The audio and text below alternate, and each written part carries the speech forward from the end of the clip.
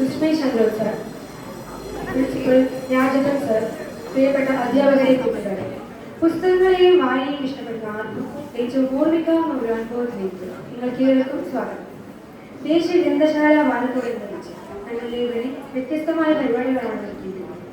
നമ്മുടെ പ്രിയപ്പെട്ട എഴുത്തുകാരോടൊപ്പം അല്പസമയം വിദ്യ പറഞ്ഞു അവസരം നൽകുന്ന മീറ്റ് ദ ഓതർ എന്ന പ്രോഗ്രാമിൽ ഇന്ന് നമ്മളോടൊപ്പം കുറച്ചു സമയം ചിലവഴിക്കാൻ എത്തിയിരിക്കുന്നത് ആധുനിക മലയാള സാഹിത്യത്തിലെ ഏറ്റവും ശ്രദ്ധിക്കപ്പെടുന്ന എഴുത്തുകാരിൽ ഒരാളായ ശ്രീ സുസ്മേ ചന്ദ്ര സാറാണ്. നോവലിസ്റ്റ്, ചെറുകഥാകൃത്ത്, ബാലസാഹിത്യകാരൻ, തിരക്കഥാകൃത്ത്, സിനിമാ സംവിധായകൻ എന്നീ നിലകളിൽ പ്രശസ്തനായ ശ്രീ സുസ്മേ ചന്ദ്ര സാറിനെ സ്വാഗതം ചെയ്യുന്നതിനായി നമ്മുടെ പ്രിയപ്പെട്ട ബഹുമാനപ്പെട്ട പ്രിൻസിപ്പൽ സാറിനെ ഞാൻ സാദരം ക്ഷണിക്കുന്നു.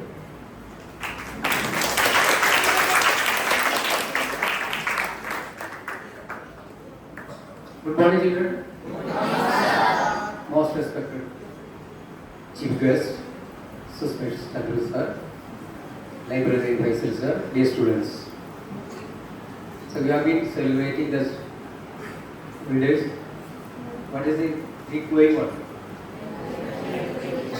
Library week. For what purpose? To utilize the library. How will you utilize? Coming and sitting and talking. You have to utilize the resource of the library. Now it is not only books, you have got a digital library also. Both have to be utilized effectively. And to motivate and encourage you, we have with us Sushma sir. He will be interacting with you. You can get information about the various aspects of writing as well as reading. And he is a writer as well as a director. And when we talked, he said he is now settled at Bengal. And he has come to Kerala for some other purpose, and his family is also, relatives are there in Kerala, but he is settled at Bengal. So he has got a experience in other cultures. That also he will be sharing if you want. Now on behalf of KV number 1 Palakkad, sir, I welcome you. Sir, please.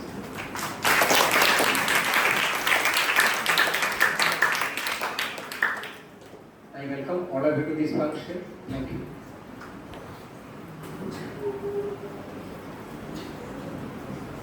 Thank you sir. നമ്മുടെ ഇന്നത്തെ വിശിഷ്ടാതിഥിയെ കുറിച്ച് ഒരു ലഘു വിവരണം നൽകുവാൻ ഞങ്ങൾ ആഗ്രഹിക്കുന്നു. ഇടുക്കി സ്വദേശിയായ ശ്രീ സുസ്മി ചന്ദ്ര സാറിന് DC ബുക്സിന്റെ നോവൽ ഗാനങ്ങൾ അവാർഡ് 2004 ആദ്യ നോവലായ വീക്ക് ലഭിച്ചു. രണ്ടാമത്തെ നോവലായ 9 മാതൃഭൂമി ആഴ്ചപ്പതിപ്പിലും പേപ്പർ ലോഞ്ച് നോവൽ മാറ്റപ്പെടുത്തലും ആത്മഛായ ദേശാഭിമാനി വാരികയിൽ പ്രസിദ്ധീകരിച്ചു.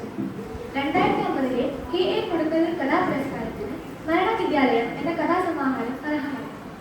Edasseri award, Ankanam EP Sushama endowment, GC foundation award, Prabha V Ramesh Chandran കഥാപുരസ്കാരം, കുണ്ടൂർ കൃഷ്ണൻകുട്ടി കഥാപുരസ്കാരം, CV ശ്രീരാമൻ സ്മൃതി പുരസ്കാരം, Abu Dhabi Sakthi award, Cherunad award, Kerala Sahitya അക്കാദമിയുടെ ഗീതാ ഹിരണ്യൻ എൻഡോമെന്റ്, TV കൊച്ചുബാവ കഥാപുരസ്കാരം, 2011 കേന്ദ്ര സാഹിത്യ അക്കാദമിയുടെ യുവ പുരസ്കാർ, 2009 ആദിന പത്മശ്രീയുടെ തിരക്കിറക്കിയ സംസ്ഥാന ടെലിവിഷൻ അവാർഡ്, കേരള സംഗീത നാടക അക്കാദമിയുടെ പ്രവാസി നാടക മത്സരത്തിൽ ആനി ദൈവം എന്ന നാടകരചനയ്ക്ക് 1ാം സമ്മാനം, Malayala Manorama book of the year എന്നിവ നേടിയിട്ടുണ്ട്.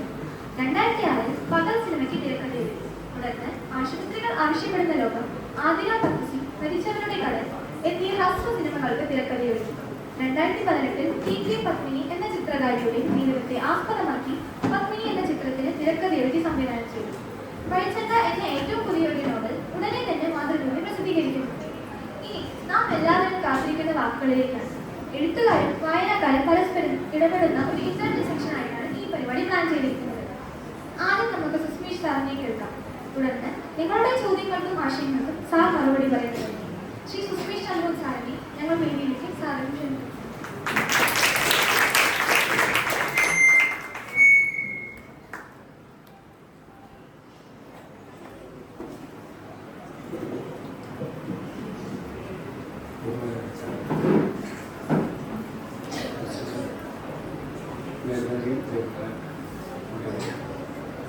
നല്ലൊരു കഴിവും ജലദോഷവും ഇരിക്കാറുണ്ട്. ക്ഷീണവും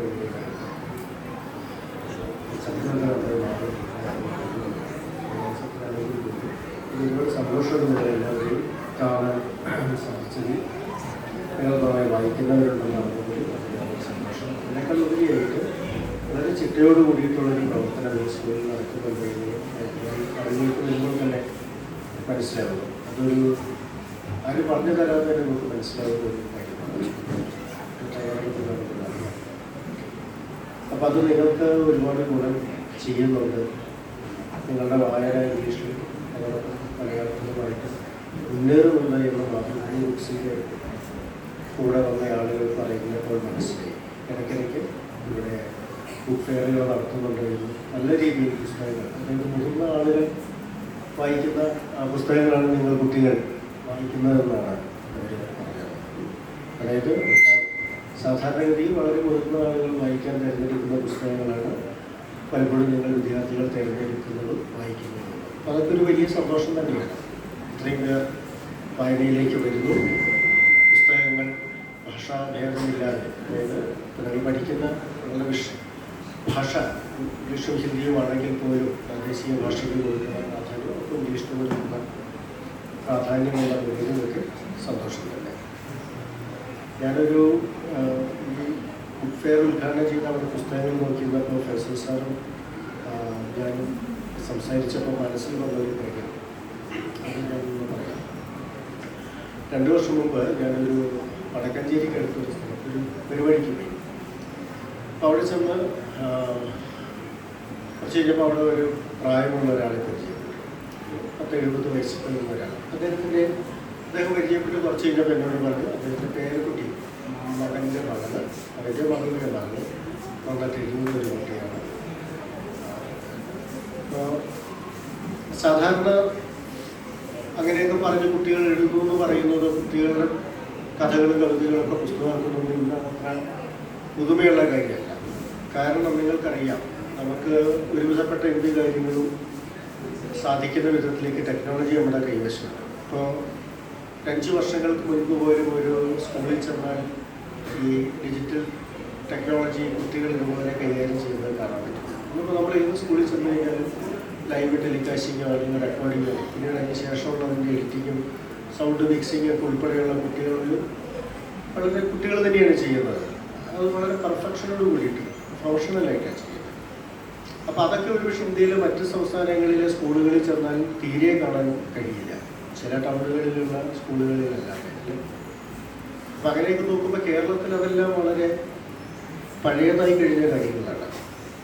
അതുകൊണ്ടാണ് ഒരാളുടെ ഒരു പുസ്തകം, കുട്ടികളുടെ ഒരു പുസ്തകം വന്നു എന്ന് പറയുമ്പോൾ വലിയ അമ്പരപ്പ് തോന്നില്ല. രക്ഷിതാക്കളുടെ കയ്യിൽ പൈസ ഉണ്ടാവും. പൈസ ഉണ്ടായെന്നുണ്ടെങ്കിൽ മകനോ മകളോ 10 വയസ്സിലോ 15 വയസ്സിലോ എഴുതിയ 10 15 കഥകളോ കുറച്ച് കവിതകളൊക്കെ ചേർത്തിട്ടൊരു പുസ്തകമൊക്കെ ഉണ്ടാകും. അങ്ങനെ എനിക്ക് പരിചയമുള്ള പലരും മക്കളുടെ രചനകൾ സമാഹരിച്ച് പ്രസിദ്ധീകരിച്ച പുസ്തകങ്ങൾ ഞാൻ പ്രകാശനം ചെയ്യാൻ പോയിട്ടുണ്ട്. പക്ഷെ ആ പുസ്തകങ്ങളൊക്കെ എഴുതി ഒരു കൗതുകം തീരുന്നതോടുകൂടി അവരിൽ പലരും എഴുത്തിൽ തുടരാതെ പോവുകയാണ് ചെയ്യുന്നത്. ഒന്നാമത്തെ കാര്യം. മറ്റൊന്ന്, ഇങ്ങനെ പ്രകാശനം ചെയ്യപ്പെടുന്ന പുസ്തകങ്ങൾ നമ്മൾ വായിച്ചു നോക്കുമ്പോൾ സാധാരണഗതിയിൽ ആ പ്രായത്തിൽ എഴുതുന്ന ഏത് കുട്ടികൾക്കും എഴുതാൻ കഴിയുന്നത് പോലത്തെ വരികൾ മാത്രമേ അതിലുണ്ടാകുകയുള്ളൂ. ഭാഷ കൊണ്ടുള്ള ഗുണമോ സാഹിത്യ ഗുണമോ മറ്റെന്തെങ്കിലും വലുതായിട്ട് കാണാൻ കഴിഞ്ഞു എന്ന് വരില്ല. എങ്കിലും അത് നിരാശപ്പെടുത്തുന്ന കാര്യമല്ല, അത് കണ്ടിന്യൂ ചെയ്താൽ മതി. പക്ഷെ നിർഭാഗ്യവശാൽ പല കുട്ടികളും ഈ ആദ്യ പുസ്തകം എഴുതുന്നതോടെ അല്ലെങ്കിൽ രക്ഷിതാക്കൾ ആദ്യ പുസ്തകം മക്കൾക്ക് പ്രസിദ്ധീകരിച്ച് കൊടുക്കുന്നതോടെ ഇതൊക്കെ അവസാനിച്ചു പോകും. ഇതൊക്കെ മനസ്സിൽ വെച്ചുകൊണ്ടാണ് ഞാൻ ഇതൊക്കെ സംസാരിക്കുമ്പോൾ കേട്ടുകൊണ്ടിരിക്കുന്നത്. ഒരു പേരക്കുട്ടിയും മകളൊക്കെ ബാംഗ്ലൂരാണ്. അവൾ അവിടെയാണ് പഠിക്കുന്നത്. പുസ്തകം എഴുതിയിരിക്കുന്നത് പുസ്തകമായിട്ടുണ്ട്. സുസ്പെഷ്യൽ പുസ്തകം തരാം ശരി എന്ന് പറഞ്ഞു. എൻ്റെ മനസ്സിലെപ്പോഴും ഇതല്ല. അങ്ങനെ കുറച്ച് കഴിഞ്ഞാൽ അദ്ദേഹം ഈ പുസ്തകം കൊണ്ടുവന്നു. പുസ്തകത്തിൻ്റെ ടൈറ്റിൽ എനിക്ക് ഓർമ്മിക്കുന്നില്ല. 2 വർഷത്തെ വയസ്സ്. ഇംഗ്ലീഷിലാണ് പുസ്തകം. കഥകളുടെ ഒരു സമാഹാരം. ഞാൻ ആ പുസ്തകം കിട്ടി. കൊച്ചു പുസ്തകം, ഒരു 40 പേജോ മറ്റോ തോന്നുന്നു. ഞാൻ അവിടെ തന്നെ ഇരുന്നുകൊണ്ട് ഞാനിത് വായിച്ചു. ഇതൊരു കൗതുകം കൊണ്ട് മുഴുവനല്ല, കുറച്ച് ആദ്യത്തെ ഒരു 3-4 ചാപ്റ്റർ ഞാൻ വായിക്കാൻ തീരുമാനിച്ചിട്ടുള്ള പുസ്തകം കേട്ടിട്ടുണ്ട്. ഫസ്റ്റ് ചാപ്റ്റർ വായിച്ചപ്പോൾ തന്നെ എന്നെ വല്ലാതെ അമ്പരപ്പിച്ചത്. എനിക്ക് തോന്നുന്നു ആ കുട്ടിക്ക് 10-12 വയസ്സായിട്ട് മുന്നോട്ട് കിട്ടുന്നത്. അതായത് വളരെ മച്ചുവേർഡായ റൈറ്റേഴ്സ് കൈകാര്യം ചെയ്യുന്ന വളരെ ബ്യൂട്ടിഫുള്ളായിട്ട് മനോഹരമായിട്ട് ഇംഗ്ലീഷിൽ എഴുതിയിരിക്കുന്ന പുസ്തകമാണ്. അപ്പം നമുക്കതിൻ്റെ ഫസ്റ്റ് ലൈൻ വായിക്കുമ്പോൾ ഒരു എഴുത്തുകാരി എഴുതുന്ന ഒരു മലയാളത്തിലോ ഹിന്ദിയിലോ ഇംഗ്ലീഷിലോ ഏത് ഭാഷയിലോ ആയിട്ട് ഫസ്റ്റ് ലൈൻ നമുക്ക് വായിക്കുമ്പോൾ ഫസ്റ്റ് പാരഗ്രാഫ് വായിക്കുമ്പോൾ നമുക്ക് മനസ്സിലാവും അയാൾക്ക് ആ കാര്യത്തിൽ കഴിവുണ്ടോ. ഈ പുസ്തകത്തിൻ്റെ ആദ്യത്തെ പാരഗ്രാഫ് എന്നെ അവതരിപ്പിച്ചു. അതുകൊണ്ടാണ് ഞാൻ വളരെ ഉത്സാഹത്തിൽ ചാപ്റ്റർ വായിച്ചു. ഈ ചാപ്റ്ററുകൾ കടന്നു പോകുന്നത് ഞാൻ അറിയുന്നില്ല. ഇദ്ദേഹം വിചാരിച്ച് ഞാൻ ഒരു 2 പേജൊക്കെ വായിച്ചിട്ട് നിർത്തുവായിരിക്കുന്നു വിചാരിച്ചിട്ട് എൻ്റെ അടുത്ത് തന്നെ ഇരിക്കാം. പക്ഷെ ഞാൻ ആ പുസ്തകത്തിൻ്റെ ഏതാണ്ട് പകുതിയോളം ഞാൻ ഇവിടെ ഇരുന്നുകൊണ്ട് തന്നെ വായിച്ചു. എന്നിട്ട് ഞാൻ അദ്ദേഹത്തോട് പറഞ്ഞു, ഈ കുട്ടിക്ക് നല്ല ഭാഷാ പ്രാവീണ്യമുണ്ട്, ഭാഷ നന്നായിട്ട് കൈകാര്യം ചെയ്യാൻ കഴിയുന്നു. സ്വാഭാവികമായിട്ടും ബാംഗ്ലൂരിൽ പഠിക്കുന്ന ഇംഗ്ലീഷ് മീഡിയം സ്കൂളിൽ പഠിക്കുന്ന ഒരു കുട്ടി 10ാം ക്ലാസ്സിലേക്ക് ആകുമ്പോഴത്തേക്കും ഭാഷ നന്നായി കൈകാര്യം ചെയ്യുന്നതിൽ അതിശയമൊന്നുമില്ല. അതിപ്പോൾ മലയാള മീഡിയത്തിൽ പഠിക്കുന്ന ഒരു കുട്ടി 10ാം ക്ലാസ് ആകുമ്പോഴേക്കും മലയാള ഭാഷയിൽ എഴുതുന്നതിൽ അതിശയമൊന്നുമില്ല. പക്ഷെ നിങ്ങൾ ഏത് ഭാഷയിൽ എഴുതിയാലും ആ ഭാഷയ്ക്ക് മേലെ നിങ്ങൾക്കൊരു കമാൻഡ് ഉണ്ടായി വന്നാൽ, നിങ്ങൾ സാഹിത്യമാണ് എഴുതുന്നതെന്നുണ്ടെങ്കിൽ ലിറ്ററേച്ചറിനെ സംബന്ധിച്ച് ഒരു വ്യക്തമായ ബോധം നിങ്ങൾക്കുണ്ടായിരുന്നുണ്ടെങ്കിൽ ഈ മനോഹരമായ ഭാഷാ മികവും ഈ സാഹിത്യബോധവും കൂടി തമ്മിൽ ചേർന്നിട്ട് നിങ്ങൾ എഴുതുന്ന ഒരു പാരഗ്രാഫ് അത്യുജ്വലമായിട്ടാണ്. അപ്പോൾ അതൊന്ന് ആ കുട്ടിയുടെ എഴുത്തിൽ നിന്ന് മനസ്സിലാക്കാൻ കഴിഞ്ഞു എന്നുള്ളത് എനിക്കൊരു വലിയ സന്തോഷമായി. ഞാനതിവിടെ പറയാൻ കാരണം നിങ്ങൾ വായനയിൽ കുറച്ചൊക്കെ എഴുത്തിലും കാണിക്കുന്ന താല്പര്യം മനസ്സിലാവുന്നതാണ്. നിങ്ങൾ പഠിക്കുന്ന ഭാഷ, പ്രത്യേകിച്ച് നിങ്ങൾ പ്രാധാന്യം കൊടുത്ത് പഠിക്കുന്ന ഇംഗ്ലീഷിന് നിങ്ങൾ ഒരുപാട് സഹായിക്കാൻ കഴിയും. കാരണം നിങ്ങൾ ഈ വായിക്കുന്ന ഇവിടെ ബുക്ക് ഫെയർ നടത്തുമ്പോഴുള്ള വന്നിരിക്കുന്ന പുസ്തകങ്ങൾ അധികം ഇംഗ്ലീഷ് പുസ്തകങ്ങളാണ്. ഇത് വായിച്ചിട്ട് നിങ്ങൾ മനസ്സിലാക്കുന്നത് കഥ ഗ്രഹിക്കാനുള്ള ഒരു വായന മാത്രമാണ്. നിങ്ങൾ നാളെ നോവലിസ്റ്റുകളാവണമെന്നോ കഥാകൃത്തുകളാവണമെന്നൊന്നും ഞാൻ പറയുന്നില്ല. പക്ഷെ നിങ്ങൾക്ക് എന്തെങ്കിലും ഒരു കാര്യം എഴുതേണ്ടി വന്നാൽ ഇംഗ്ലീഷിലോ മലയാളത്തിലോ ഹിന്ദിയിലോ ഒരു കത്തോ ഒരു പരാതിയോ അതല്ല എന്നുണ്ടെങ്കിൽ മറ്റെന്തെങ്കിലും ഒരു റിക്വസ്റ്റോ അല്ലെങ്കിൽ ഒരു സാഹിത്യഭാഗം തന്നെയോ എഴുതേണ്ടി വന്നാൽ നിങ്ങൾ എഴുതുന്ന ഒരു പാരഗ്രാഫ് വായിക്കുന്ന ആൾക്ക് മനസ്സിലാവും ഇയാളൊരു സാധാരണക്കാരനായിട്ടുള്ളത്. നിങ്ങളുടെ വിദ്യാഭ്യാസം കൊണ്ട് നിങ്ങൾ നേടേണ്ട കാര്യമല്ല എന്നാണ് ഞാൻ എൻ്റെ പരിമിതമായ അറിവിൽ നിന്നുകൊണ്ട് മനസ്സിലാക്കിയിട്ടുള്ളത്. നിങ്ങളൊരു പോലീസ് സ്റ്റേഷനിൽ പോകുമ്പോൾ അല്ലെങ്കിൽ ഒരു പോസ്റ്റ് ഓഫീസിൽ പോകും, മറ്റൊരു സ്ഥലത്ത് പോകുമ്പോൾ നിങ്ങളൊരു കംപ്ലയിൻറ്റ് എഴുതി കൊടുക്കണം. നിങ്ങൾ എഴുതി കൊടുക്കുന്ന കംപ്ലയിൻറ്റിൻ്റെ ആദ്യത്തെ 2-3 സെൻറ്റൻസ് വായിക്കുമ്പോൾ തന്നെ നിങ്ങൾ പറയുന്ന വിഷയത്തിന് എത്ര പ്രാധാന്യം ഉണ്ടായിരുന്നു. അതുകൊണ്ട് ഈ എഴുത്തിൽ വളരെ വലിയ പ്രാധാന്യമുണ്ട്. ആ പ്രാധാന്യമുള്ള എഴുത്ത് നന്നാവുന്നതുമായി നിങ്ങൾ വായിക്കാൻ തീരുമാനിച്ച കുട്ടികൾ സ്കൂളിൽ മൊത്തം കുട്ടികളുടെ സ്ട്രെങ്ത് എനിക്കറിയില്ല, ഒരു 1000 കുട്ടികളുണ്ടെന്ന് വിചാരിക്കുക. പക്ഷെ അതിൽ 100 പേരായിരിക്കും വായനയിൽ താല്പര്യം കാണിക്കുന്നത്. ആ 100 പേരിൽ തന്നെ ഒരു 50 പേരായിരിക്കും അത് ചിലപ്പോൾ തുടരാൻ തീരുമാനിക്കുന്നത്. 50 പേരിൽ തന്നെ ഒരു 10 പേരായിരിക്കും അതിന് സ്ഥിരമായിട്ട് നിലനിർത്തുന്നത്. ആ 10 പേരിൽ 1-2 ആളുകൾ മാത്രമായിരിക്കും അതിൽ നിന്ന് എഴുതാൻ പോകുന്നത്. ഒരു വർഷം 1000 വിദ്യാർത്ഥികൾ പഠിക്കുന്ന ഒരു വിദ്യാലയത്തിൽ നിന്നപ്പോൾ ഒരുപക്ഷെ ഉണ്ടായേക്കാവുന്നത് 1-2 എഴുത്തുകാർ മാത്രമാണ്. അതുകൊണ്ട് എഴുത്തുകാരുണ്ടാവാത്തതിൽ എനിക്ക് നിരാശയോ വിഷമവുമില്ല. പക്ഷേ ആ 1000-ൽ നിന്ന് നമ്മൾ കണക്കെടുത്ത് കൊണ്ടുവന്നതിൽ ഒരു 50 പേരെങ്കിലും ഈ വായനയുമായി ബന്ധപ്പെട്ട കാര്യങ്ങൾ മുന്നോട്ട് കൊണ്ടുപോയാൽ നിങ്ങൾ എഴുതുന്ന ഒരു വരിയിൽ നിങ്ങളുടെ വ്യക്തിത്വം ഉണ്ടായിരിക്കും. അതുകൊണ്ട് വായന കൈവിടാതിരിക്കുക, വായനയെ മുഴുവൻ പിടിക്കുക. അതാണ് ഏറ്റവും വലിയ അസറ്റ്. ഷേക്സ്പിയറിൻ്റെ വാചകം ഞാനിവിടെ വായിച്ചുകൊണ്ടിരിക്കുക. അപ്പോൾ ഏറ്റവും വലിയ അസറ്റ് അതാണ്. നിങ്ങളുടെ കയ്യിൽ എക്കാലത്തും സൂക്ഷിക്കുന്ന പുസ്തകങ്ങൾ തന്നെയാണ് നിങ്ങളുടെ ഏറ്റവും വലിയ സ്വത്ത്. ഒരിക്കലും വാങ്ങിച്ചു കൊടുക്കുന്ന സ്വർണമോ ലാൻഡോ വീടോ കാറോ ഒന്നും ആയിരിക്കില്ല എന്നാണ് എനിക്ക് തോന്നുന്നത്. അതിൻ്റെ വ്യക്തിപരമായ ഒരു അഭിപ്രായം കൂടിയാണ്. പക്ഷെ പുസ്തകങ്ങളിലുള്ള വായനയും പ്രധാനപ്പെട്ടതായിട്ട് മാറും. പ്രിൻസിപ്പൽ സാറ് പറഞ്ഞു, ഞാൻ മറ്റൊരു സ്റ്റേറ്റിലാണ് താമസിക്കുന്നത്. ശരിയാണ്, അനുഭവങ്ങളുണ്ടെന്നുള്ള കാര്യമാണ്. ഞാനതിവിടെ ഇപ്പോൾ പറയാൻ കാരണം വായന പോലെ തന്നെ പ്രധാനപ്പെട്ട മറ്റൊരു കാര്യമാണ് യാത്ര. നിങ്ങൾ ജീവിക്കുന്ന സ്ഥലത്ത് തന്നെ നിൽക്കാതെ ഞാൻ നിങ്ങളോട് പറയേണ്ട കാര്യമില്ല. കാരണം എന്താണെന്ന് വെച്ചാൽ എന്നേക്കാൾ നന്നായിട്ട് ഈ ലോകത്തെമ്പാടുമുള്ള രാജ്യങ്ങളെക്കുറിച്ചും ആ രാജ്യത്തുള്ള യൂണിവേഴ്സിറ്റികളെക്കുറിച്ചും നിങ്ങളുടെ ഹയർ സ്റ്റഡീസ് ഏത് യൂണിവേഴ്സിറ്റിയിൽ എവിടെ പോയി എങ്ങനെ ചെയ്യണമെന്നതിനെക്കുറിച്ചും ഒക്കെ ഇപ്പോൾ തന്നെ നിങ്ങൾ സെർച്ച് ചെയ്ത് മനസ്സിലാക്കി വെച്ചിട്ടുള്ള ആളുകളായിരിക്കും. അതുകൊണ്ട് ഞാൻ പറഞ്ഞ് നിങ്ങൾക്ക് അതിനെപ്പറ്റി തരേണ്ട കാര്യമില്ല. നിങ്ങളോട് ചോദിച്ചാൽ ഇന്ന് ലോകത്ത് ജീവിക്കാൻ കൊള്ളുന്ന ഏറ്റവും നല്ല രാജ്യം ഏതാണെന്ന് വെച്ചാൽ നിങ്ങൾക്ക് അതിനൊരു ഉത്തരവുണ്ടായിരിക്കും. അത് ഞങ്ങളൊക്കെ പഠിക്കുന്ന സമയത്ത് ടെക്സ്റ്റ് ബുക്കിൽ നിന്ന് കിട്ടുന്ന ഇൻഫർമേഷൻ വെച്ചിട്ടാണ് തന്നിരുന്നെങ്കിൽ ഇന്ന് അങ്ങനെയാണ്. നിങ്ങൾ ഇൻഡിപെൻഡൻ്റായി അന്വേഷിച്ച് കണ്ടുപിടിച്ച് മനസ്സിലാക്കിയിട്ടാണ് നിങ്ങളത് പറയുന്നത്. സ്കാൻഡിനേവിയൻ രാജ്യമാണോ യൂറോപ്യൻ രാജ്യമാണോ മറ്റേതെങ്കിലും രാജ്യമാകാം. അപ്പോൾ അത്രത്തോളം ബോധ്യവും ബോധവും ഉള്ള കുട്ടികളാണ് നിങ്ങളെന്നുള്ളത് എനിക്ക് അറിയാം. എങ്കിൽ പോലും ഞാൻ പറയുന്നത് യാത്ര വളരെ പ്രധാനപ്പെട്ടതാണ്. വായന പോലെ തന്നെ ജീവിതത്തിൽ കൊച്ചു കൊച്ചു യാത്രകൾ ചെയ്യാനുള്ള ഒരു താല്പര്യം നിങ്ങൾ കാണിക്കണം. അപ്പോൾ വിദ്യാർത്ഥികളായിരിക്കുമ്പോൾ യാത്ര ചെയ്യുന്ന പരിമിതികളുണ്ട്.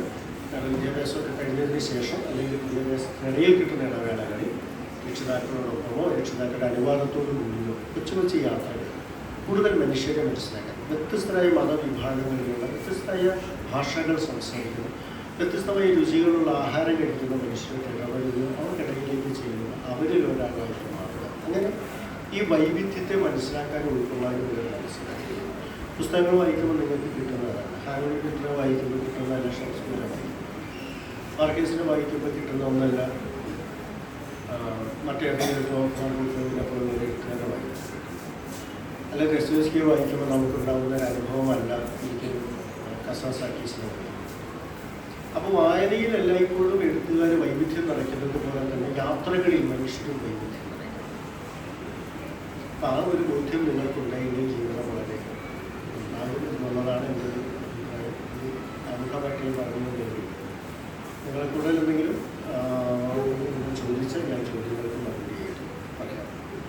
ഈ വാരത്തോടനുബന്ധിച്ച് നടത്തുന്ന ഈ ബുക്ക് ഫെയറും അതിനോടനുബന്ധിച്ചുള്ള സെഷനുകളും ഒരുപാട് സന്തോഷം തരുന്നതാണ്. ഇതൊരു വലിയ വിജയമായിട്ട് അടുത്ത വർഷം വീണ്ടും നമുക്ക് കാണാൻ ഇടയാവുകയാണെങ്കിൽ ഒരു 100 പുസ്തകമെങ്കിലും വായിച്ചതിൻ്റെ അനുഭവമായിട്ട് നമുക്ക് പരസ്പരം കാണാൻ പറ്റിയിട്ട് ആശംസിച്ചു നടക്കുന്നു.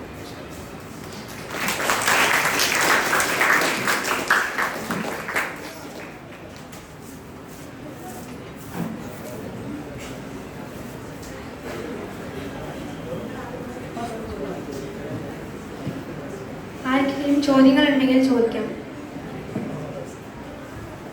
Now the interactive session is open. Okay, so you can start with questions and your ideas can be shared. Okay.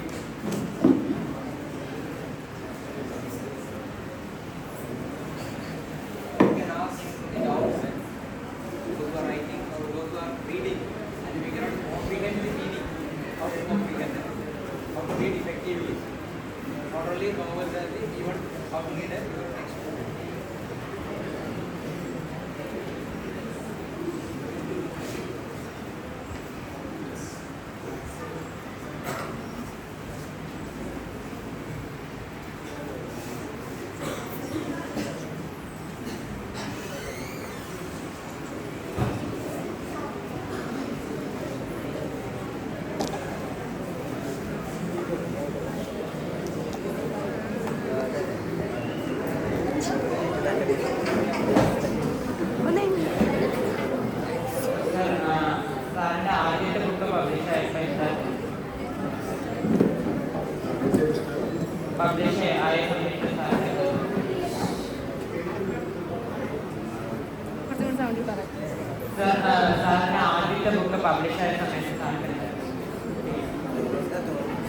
Last ഭാഗം വെക്കില്ല.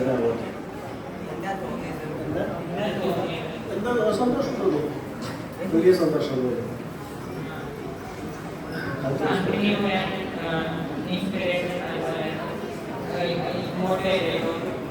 പേരൻസ്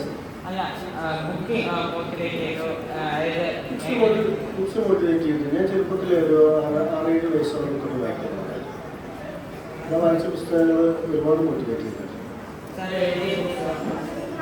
ഞാൻ എഴുതിയ പുസ്തകങ്ങൾ എന്നെ മോട്ടിവേറ്റ് ചെയ്തിട്ടുണ്ട്.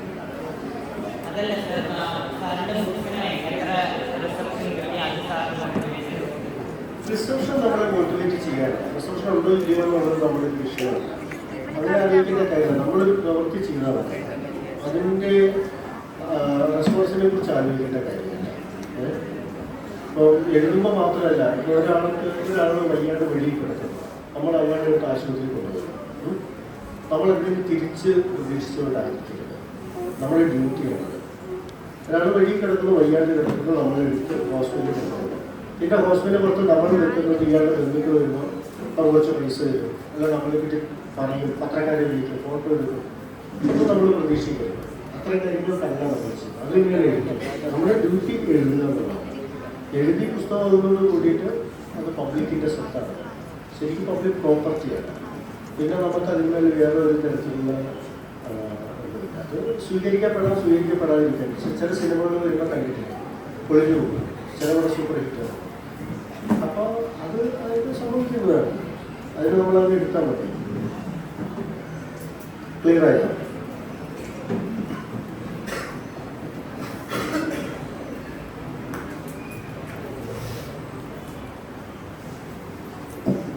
നിങ്ങളുടെ എഴുതുന്ന ആളുകൾ ആരൊക്കെയുള്ളത്?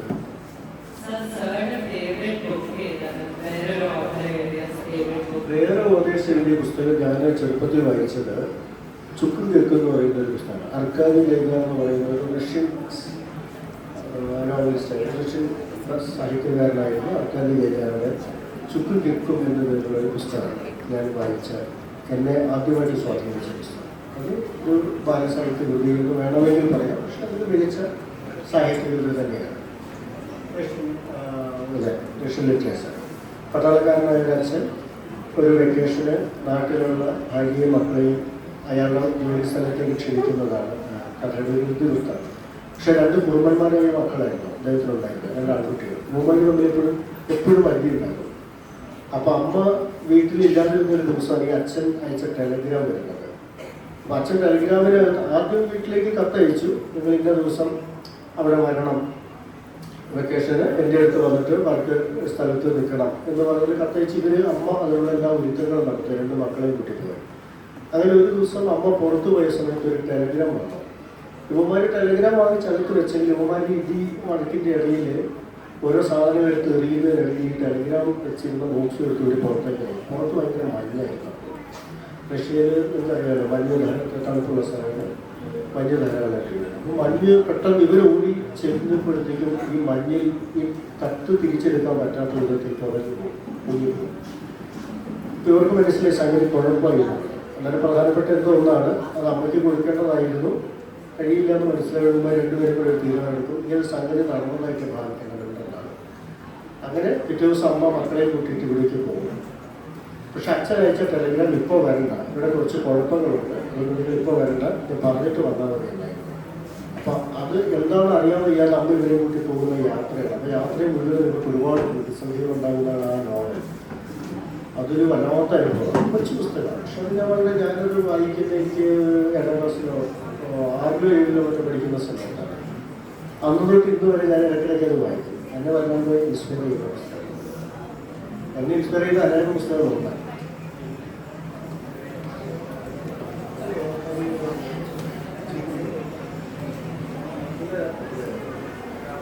നിങ്ങൾക്ക് എത്ര പേര് എഴുതുന്നവരുണ്ട്?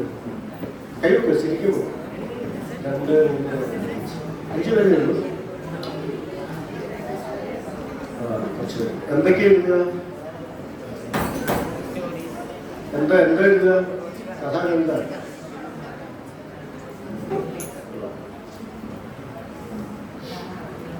ഞാൻ എഴുതി വയ്ക്കാൻ വയ്യാത്തോണ്ടായിരുന്നു, കഥയ്ക്ക് നല്ല ക്ഷീണമുണ്ട്. ചോദിക്കും, വേഗമായി ചോദിക്കും.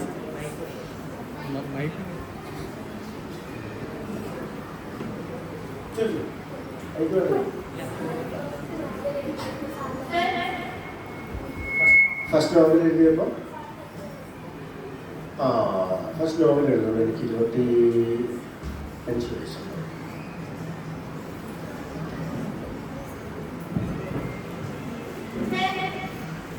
Is there any specific historical event or figure that shaped the direction of your writing in any way? Question എനിക്ക് കേട്ടപ്പെടുന്നത് മനസ്സിലാവില്ല, വായിച്ചത്.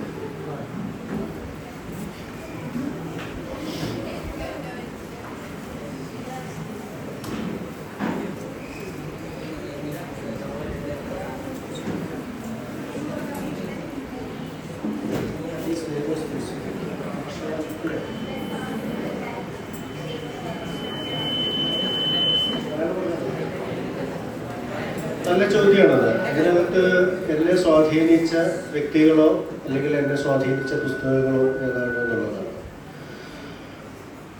അത് ഞാൻ ഈ ചുക്കും കേൾക്കും അർക്കാദി ഗൈഗാറുടെ പുസ്തകത്തെ പറ്റി പറഞ്ഞ പോലെ തന്നെയാണ്. നമുക്ക് നമ്മുടെ ജീവിതത്തിൽ നമ്മൾ കണ്ടുമുട്ടുന്ന ആളുകൾ പിന്നെ നമ്മളെ പലതരത്തിൽ സ്വാധീനിക്കും. അത് ഒരു പക്ഷേ നമ്മളൊരു ബസ്സിൽ കാണുന്ന ഒരാളായിരിക്കും. ഒരു ഉദാഹരണം പറഞ്ഞാൽ ഇന്നലെ ഉണ്ടായ ഒരു സംഭവം ഞാൻ നിങ്ങളോട് പറയാം. ഞാൻ എൻ്റെ കേൾക്കുന്നുണ്ടോ? ഇപ്പോൾ ഉദാഹരണം പറഞ്ഞു കഴിഞ്ഞാൽ മദർ തെരേസ എൻ്റെ മനസ്സിലൊരു വലിയ പിക്ചറായിട്ട് നിൽക്കുന്ന ഒരു വലിയ ആളാണ്. കാരണം അങ്ങനെ ഒരു മനുഷ്യന് ജീവിക്കാൻ പറ്റില്ല. അങ്ങനെ ഒരു മനുഷ്യന് ജീവിക്കാൻ പറ്റില്ല. അത് അവശരായ രോഗികളായ തീരാ ദുരിതവും വേദനയും അനുഭവിക്കുന്ന ആളുകൾക്കിടയിലേക്ക് പോയിട്ട് അവർക്ക് ഒരാളായിട്ട് ജീവിക്കാൻ എളുപ്പമല്ല. മദർ തെരേസ എനിക്ക് വലിയൊരു ഫിഗറാണ്. പക്ഷെ എനിക്ക് ഒരിക്കലും അവരെ പോലെ ആവാൻ കഴിയില്ല. കാരണം എനിക്ക് അത്രത്തോളം വലിപ്പമില്ല, അത്രത്തോളം വലിയൊരു മനസ്സെനിക്കില്ല.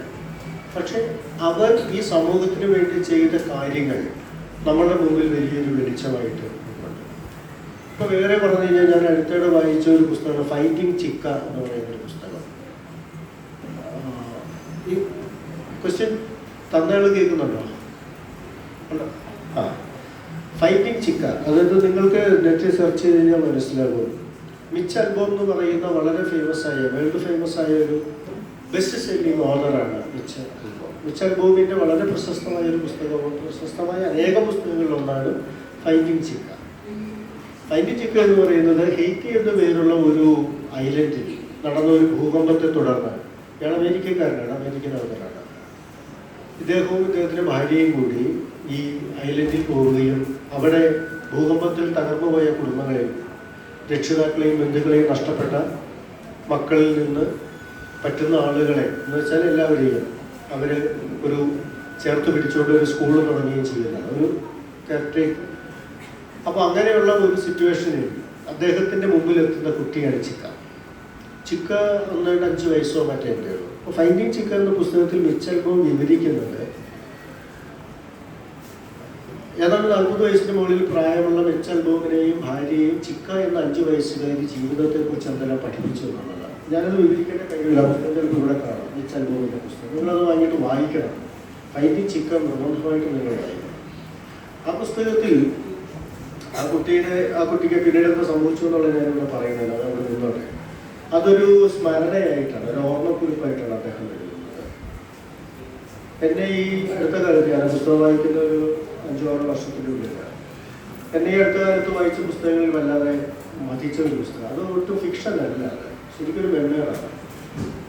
പക്ഷെ മിച്ച് അൽബോമിൻ്റെ വളരെ ഗംഭീരമുള്ള ഭാഷയും മനോഹരമായ ഭാഷയും ഈ ചിക്ക എന്ന അനാഥയായ നീഗ്രോക്കാരിയായ കറുത്ത കരിനീല നിറമുള്ള വളരെ സ്മാർട്ടായിട്ടുള്ള കുട്ടിയെക്കുറിച്ചുള്ള വിവരണം എന്നെ ഒരുപാട് കാര്യങ്ങൾ എന്നെ ഇൻസ്പയർ ചെയ്തു.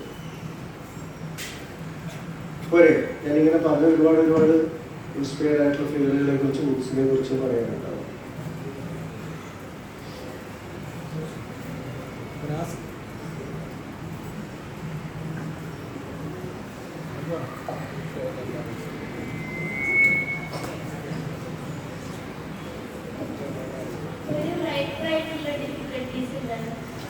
ഡിഫിക്കൽട്ടീസ് എല്ലാ പണിക്കുണ്ട്, ഡിഫിക്കൽട്ടീസ് എല്ലാ ജോലിക്കുണ്ട്. റൈറ്ററായിരിക്കുമ്പോഴും ഉണ്ട് കൃത്യമായിട്ടും. എങ്കിലും ഞാൻ പറയാം, പോലീസുകാരായി കഴിഞ്ഞാൽ ഒരുപാട് ഡിഫിക്കൽട്ടീസ് ഇല്ല. ഡോക്ടർക്ക്, ഒരു സാധാരണ കൃഷിക്കാരന്, ആർക്കും ഏത് ജോലി എടുക്കുന്ന ആളുകൾക്കും റിസ്ക്കും ഡിഫിക്കൽട്ടീസും ഉണ്ടാകും. അൺഎക്സ്പെക്റ്റഡ് ആയിട്ട് വരുമ്പോൾ ഒരുപാട് കാര്യങ്ങൾ ഓവർകം ചെയ്യുന്നതാണ് ശരിക്കും. റൈറ്ററായിട്ടിരിക്കുമ്പോഴുള്ള ഡിഫിക്കൽട്ടീസ് എന്ന് പറയുന്നത്, ഇപ്പോൾ നിങ്ങൾ ഇത്രയും പേരിയിരിക്കുന്നു, നിങ്ങൾ ഈ ലൈബ്രറിയിൽ, ഈ സ്കൂളിൽ എത്രയോ കുട്ടികളുണ്ട്, പക്ഷേ ഈ സ്കൂളിൽ ഈ ലൈബ്രറിയിൽ ഈ പരിപാടിക്ക് നിങ്ങൾ ഇത്ര പേരല്ലേ താല്പര്യം കാണിച്ചോളാം. അപ്പോൾ ഈ മൊത്തം സ്കൂളിലെ കുട്ടികളിൽ നിന്ന് നിങ്ങൾ ഇത്രയും പേര് ഡിഫറൻ്റായി നിൽക്കുന്നത്. ആ ഡിഫറൻസ് കാരണമാണ് ഞാൻ നിങ്ങളോട് സംസാരിക്കുന്നത്. അതാണ് എൻ്റെ മുമ്പിലുള്ള ഒരു ഒന്നാമത്തെ ഡിഫിക്കൽറ്റി. ഞാൻ ഒരു പുസ്തകം എഴുതുമ്പോൾ എൻ്റെ മുമ്പിൽ, ഞാനിപ്പോൾ ഇവിടുന്ന് പോയി കഴിയുമ്പോൾ എൻ്റെ മുമ്പിൽ ഇത്രയും പേരുണ്ട്. കാരണം നിങ്ങൾ എത്രത്തോളം അഡ്വാൻസ്ഡ് ആണ് എന്നുള്ളതനുസരിച്ചിരിക്കും എൻ്റെ അടുത്ത പുസ്തകത്തിൻ്റെ പ്രൊഡക്ഷൻ. അതിൻ്റെ കണ്ടന്റ് ഞാൻ എങ്ങനെ ക്രിയേറ്റ് ചെയ്യണം എന്നുള്ളൊരു കാര്യത്തിൻ്റെ ഞാൻ പിന്നീട് നിങ്ങൾ ഓരോരുത്തരും എത്ര കണ്ട് എൻ്റെ മുമ്പിൽ പെർഫോം ചെയ്യുന്നു എന്നുള്ളതാണ് എൻ്റെ മുമ്പിൽ വരുന്ന ഡിഫിക്കൽറ്റി. അതായത് ഒരു നല്ല വായനക്കാരൻ വളരെ നന്നായിട്ട് നമ്മൾ എഴുതിയൊരു കൃതിയെ അനലൈസ് ചെയ്ത് നമ്മളോട് പറയുമ്പോൾ നമ്മുടെ ഡിഫിക്കൽറ്റി കൂടും. കാരണം അയാൾക്ക് ഇഷ്ടപ്പെട്ടതിനേക്കാൾ, അല്ല അയാൾ പറഞ്ഞതിനേക്കാൾ മുകളിലായിട്ട് നമുക്ക് അടുത്ത പറയുന്നത്. അത് മെല്ലെ ഓരോരോ വർക്ക് കഴിയുന്നവരും തനിയെ അത് സംഭവിക്കും. പറ്റില്ല. അതിനെ ഓവർകം ചെയ്യാൻ കൂളായി അല്ലെങ്കിൽ കൂളായി എന്നിട്ട് ഓവർകം ചെയ്യും. ഒരിക്കലും തിരിഞ്ഞു പോകരുത്. എന്തെങ്കിലും ഡിഫിക്കൽറ്റി വരുമ്പോൾ അത് ഫേസ് ചെയ്യാൻ പറ്റില്ല എന്ന് കരുതിയിട്ട് ഒരിക്കലും തിരിഞ്ഞു പോകരുത്. നേരെ മറിച്ച് നമ്മളതിനെ ഫേസ് ചെയ്യുക. അടുത്ത കാലത്ത് നീ നേരിട്ട് ഒരു ഡിഫിക്കൽറ്റി പറയും, ബുദ്ധിമുട്ട്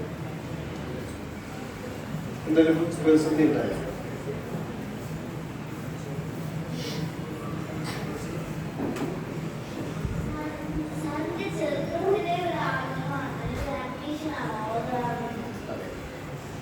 ഞാനൊരു 6ാം ക്ലാസ്സിലൊക്കെ പഠിക്കുന്ന സമയത്ത് തന്നെ എന്തുകൊണ്ടാണെന്ന് എനിക്ക് അറിഞ്ഞുകൊണ്ട് എനിക്കൊരു ഓവറായാൽ മതി എന്നുള്ളത് ഞാൻ തീരുമാനിച്ചു. പിന്നെ എൻ്റെ പേരൻസിൻ്റെ സപ്പോർട്ട് ഉണ്ടായിരുന്നു. അന്ന് തൊട്ട് ഇന്ന് വരെ ഞാൻ അതല്ലാതെ വേറെ ഒരു കാര്യത്തിൽ പോയിട്ടില്ല. ഞാനൊരു ജോലി കാര്യമായിട്ട് ചെയ്യാൻ ശ്രമിച്ചില്ല. ജോലി ചെയ്യാനൊക്കെ പോയിട്ടുണ്ടെങ്കിൽ പോലും ഒരു ഓതർ എന്ന ഒരു ലക്ഷ്യത്തിൽ നിന്ന് അല്ലെങ്കിൽ ലക്ഷ്യത്തിലേക്ക് എത്താൻ സഹായിക്കുന്നതല്ല എന്ന് കണ്ടപ്പോൾ ഞാൻ അതെല്ലാം വിട്ടുകളഞ്ഞു. അപ്പോൾ ഞാനതുകൊണ്ട് അതിൽ തന്നെ ഉറച്ചു നിൽക്കുന്നുണ്ട്. ചെറുപ്പത്തിലുള്ള ആഗ്രഹം എനിക്കൊന്നും നിങ്ങൾക്ക് എല്ലാവർക്കും കാണും അങ്ങനെ ഇല്ലേ? എന്താണ് മനസ്സിലാക്കുന്നത്? ഡോക്ടറാണ്.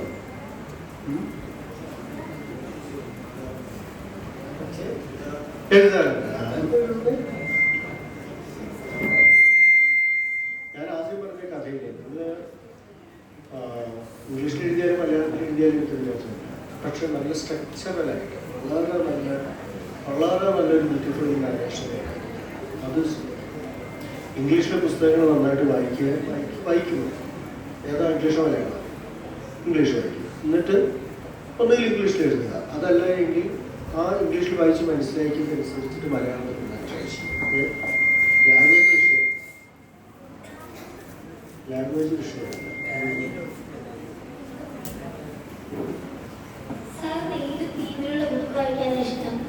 ഫിക്ഷൻ തന്നെയാണ് എനിക്കിഷ്ടം മെയിൻലി. പക്ഷേ ഓൾവേസ് എല്ലായ്പ്പോഴും നമുക്ക് ഫിക്ഷൻ തന്നെ പറ്റില്ല. പിന്നെ ഹിസ്റ്ററി എനിക്കിഷ്ടമാണ്. വേൾഡ് ഹിസ്റ്ററി വലിയ ഇഷ്ടമാണ്. അപ്പോൾ അത് നോക്കും. പിന്നെ സയൻസ് ഫിക്ഷൻസ് പൊതുവെ എനിക്ക് അത്ര ഒരു ഇൻട്രസ്റ്റ് ഇല്ല. അത് ഞാൻ നോക്കുന്നത്. സോ ഡിറ്റക്റ്റീവ് വർക്ക് നോവലുകൾ ഇഷ്ടമാണ്, ഹിസ്റ്ററി ഇഷ്ടമാണ്. ഫിക്ഷൻ തന്നെ മെയിനായിട്ടാണ്.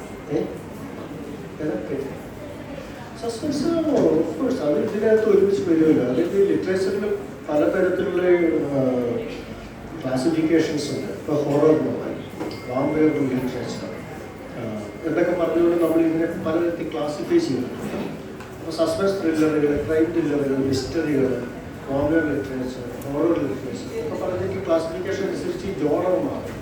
ഇതിൻ്റെയല്ല ഹൊററിൽ തന്നെ പല കാര്യങ്ങളുണ്ട്. ഇപ്പോൾ ഹൊററിൽ തന്നെ ടെക്സ്റ്റസുകളും മറ്റിതൊക്കെ വരുന്നത് വാമ്പയർ ലിറ്ററേച്ചർ. ഹൊറർ ഉണ്ടാക്കാൻ അല്ലാതെയും പറ്റും. ജീവിച്ചിരിക്കുന്ന മനുഷ്യരെ വെച്ചിട്ടും ഹൊറർ ഉണ്ടാക്കാം. അപ്പോൾ അത് വേറെ ആയിട്ട് മാറും. അങ്ങനെ ഇതിനകത്ത് ജോണറുകൾ ധാരാളം ഇന്നത്തെ ബുക്സിലേക്ക് നമ്മൾ നോക്കുമ്പോൾ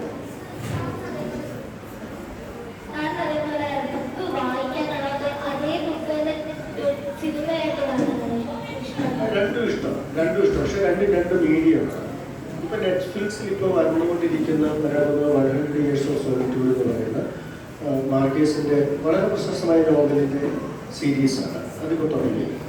ഡിസംബറിൽ ഗുവാൻ റൂൾഫോവിൻ്റെ പെട്രോ പരാമോ എന്ന നോവലിൻ്റെ സീരീസ് ഇപ്പോൾ നെറ്റ്ഫ്ലിക്സിൽ വരാമോ. ഈ പെട്രോ പരാമോ ഒന്നും ഒരിക്കലും സിനിമയായിട്ട് നമുക്ക് കാണാനേ പറ്റില്ല. എന്ന് വെച്ചാൽ നമുക്കതിനെ ഇമാജിൻ ചെയ്യാൻ കഴിയില്ല. അത്രത്തോളം കോംപ്ലിക്കേറ്റഡ് ആയിട്ടുള്ളൊരു കണ്ടന്റാണ് പെട്രോ പരാമോ എന്ന് പറയുന്നത്. ലാറ്റിൻ അമേരിക്കൻ നോവലാണ്. പക്ഷെ അതിപ്പോൾ സീരിയസ് ആയിട്ട് ഇപ്പോൾ വരാൻ പറ്റും.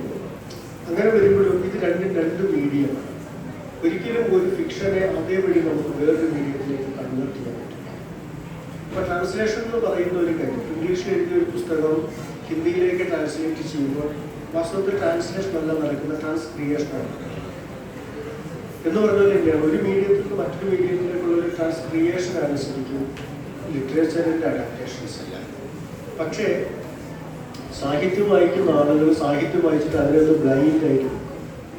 അപ്പം അവരെ സംബന്ധിച്ചിട്ട് അതിൻ്റെ സിനിമാറ്റിക് വേർഷനിലേക്ക് വരുന്ന മീഡിയത്തിൻ്റെ മാറ്റങ്ങൾ അക്സെപ്റ്റ് ചെയ്യാൻ പറ്റുന്നതായിരിക്കും. അപ്പം അത് കൊണ്ടാണ് പലരും പറയും നോവൽ നന്നായി സിനിമ നന്നായില്ല. വാസ്തവത്തിൽ സിനിമ നന്നായിട്ടുണ്ടാവും. അതിലൊരു ഇൻഡിപെൻഡൻ്റ് ആയിട്ട് കാണാനുള്ള നമ്മുടെ മനസ്സിൻ്റെ വരാത്ത പ്രശ്നം. പിന്നെ എന്നെ സംബന്ധിച്ച് എനിക്ക് ഞാൻ വായിച്ച പുസ്തകങ്ങളുടെ സിനിമ അഡാപ്റ്റേഷൻസ് കാണാൻ എനിക്ക് അത്ര വലിയ താല്പര്യമില്ല. കാരണം ഇപ്പോൾ ഗോഡ് ഫാദർ ഞാൻ ആദ്യം കണ്ട സിനിമയാണ്, മലയാളത്തിലെ ഗോഡ് ഫാദർ. അപ്പോൾ അത് ആദ്യം കണ്ട വർഷങ്ങൾക്ക് മുമ്പാണ് ഞാൻ കണ്ടത്. എനിക്ക് തോന്നുന്നു VHS കാസറ്റ് മറ്റാണ്. കാരണം അത്രത്തോളം സിനിമയുടെ താല്പര്യം ഉണ്ടായിരുന്നു. VHS കാസറ്റ് നിങ്ങൾക്ക് അതിനെപ്പറ്റി അറിയാം. സിനിമ കണ്ടത് പിന്നീടാണ് ഞാനത് അത് കഴിഞ്ഞിട്ട് പിന്നെ നോവല് ഉണ്ടെന്ന് തന്നെ അറിയുന്നത്. അപ്പോൾ നോവൽ വായിക്കാനല്ലായിരുന്നു എനിക്ക് ആദ്യം സിനിമ കണ്ടുകൊണ്ട് നോവൽ വായിച്ചു വന്നു കഴിഞ്ഞപ്പോൾ എനിക്ക് സിനിമ തന്നെയായിരുന്നു എനിക്ക് കുറേ കൂടി. അപ്പം അങ്ങനെ സംഭവിച്ചു.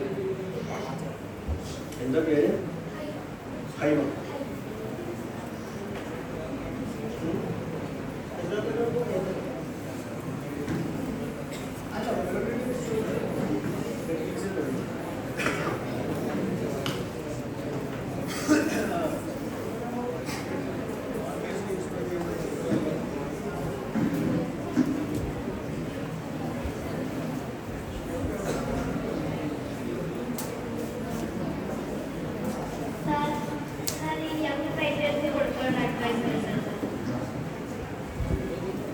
അഡ്വൈസ് ഞാൻ നിങ്ങൾക്ക് ആദ്യമേ തന്നു കഴിഞ്ഞു. വായിക്കുക, വായിക്കുക, വായിക്കുക. പുസ്തകങ്ങൾ വായിക്കുക. ഒരു സംശയം വെക്കണം, നിങ്ങൾക്ക് വേറെ ഒന്നും എനിക്ക് തരാനില്ല. ആ അഡ്വൈസ് അതിൻ്റെ നിങ്ങൾ സ്റ്റുഡൻസിനോട് മാത്രമല്ല ഏതൊരാളോടും അത് ഞാൻ പറയാം. കാരണം വായിച്ചു കഴിഞ്ഞാൽ വലിയ ഗുണമെന്ന് അറിയാം. നമുക്കൊരു നല്ല മനുഷ്യനായിട്ട് നല്ല മനുഷ്യൻ ഞാൻ പറയുന്നപ്പം നമ്മൾ കുറേ പൈസ ഉണ്ടാക്കിയതുകൊണ്ട് കുറേ ഇപ്പോൾ ഹയർ സ്റ്റഡീസ് നടത്തിയതുകൊണ്ട് വിദേശത്ത് താമസിക്കുന്ന കാര്യങ്ങളില്ല. ഒരു മനുഷ്യന് വേറൊരു മനുഷ്യനെ മനസ്സിലാക്കാൻ, അവരുടെ വിഷമങ്ങളും വേദനകളും മനസ്സിലാക്കാൻ സാധിക്കും. അപ്പം അത് നമുക്ക് പറ്റുന്നില്ലെങ്കിൽ നമ്മളൊരു നല്ല മനുഷ്യനാണ്. അപ്പം അതൊക്കെ സാധിക്കണമെന്നുണ്ടെങ്കിൽ നമ്മൾ മനുഷ്യരാണ്. ഞാൻ ഫൈൻഡിങ് മിച്ചൽ ബോബിൻ്റെ പുസ്തകത്തെ പറ്റി പറഞ്ഞില്ല. ഫൈൻഡിങ് ചിക്ക അത് എനിക്ക് എന്ന് പറയുന്നത് അല്ലെങ്കിൽ എവിടെയോ കിടക്കുന്ന ഒരു രാജ്യത്ത് എവിടെയോ ഉള്ള മനുഷ്യരുടെ വിഷമങ്ങളും വേദനകളും ആണ് പറയുന്നത്. പക്ഷെ അത് ഈ കേരളത്തിൽ ഒരു സ്ഥലത്തിരിക്കുന്നത് ഞാൻ വായിച്ചിട്ട് അത് എൻ്റെ കൂടി പ്രശ്നമായിട്ടാണ് എനിക്കത് ഫീൽ ചെയ്യുന്നത്. അത് നമ്മൾ ഓരോ പുസ്തകം വായിക്കുമ്പോഴും നമുക്ക് അതാണ് സംഭവിക്കുന്നത്. ഇപ്പോൾ അതുകൊണ്ടാണ് വായിക്കണം എന്ന് പറയുന്നത്. വായിക്കുമ്പോൾ നമ്മൾ മനുഷ്യനെ തോന്നും പുസ്തകങ്ങൾ വായിക്കും. അത് ഒരിക്കലും ഒരു സിനിമ കണ്ടു കഴിഞ്ഞാലോ അല്ലെങ്കിൽ ഇൻ്റർനെറ്റിൽ നമ്മൾ സെർച്ച് ചെയ്ത് കഴിഞ്ഞാലോ ഗൂഗിൾ സെർച്ച് ചെയ്ത് കഴിഞ്ഞാലോ നമുക്ക് വായന എന്ന് പറയുന്നത് നമുക്ക് ഇമാജിനേഷൻ. ഗൂഗിൾ സെർച്ച് ചെയ്തിട്ട് ഇൻ്റർനെറ്റിലോ നമ്മളുടെ വിഷ്വൽസ് മാത്രമേ കാണാം.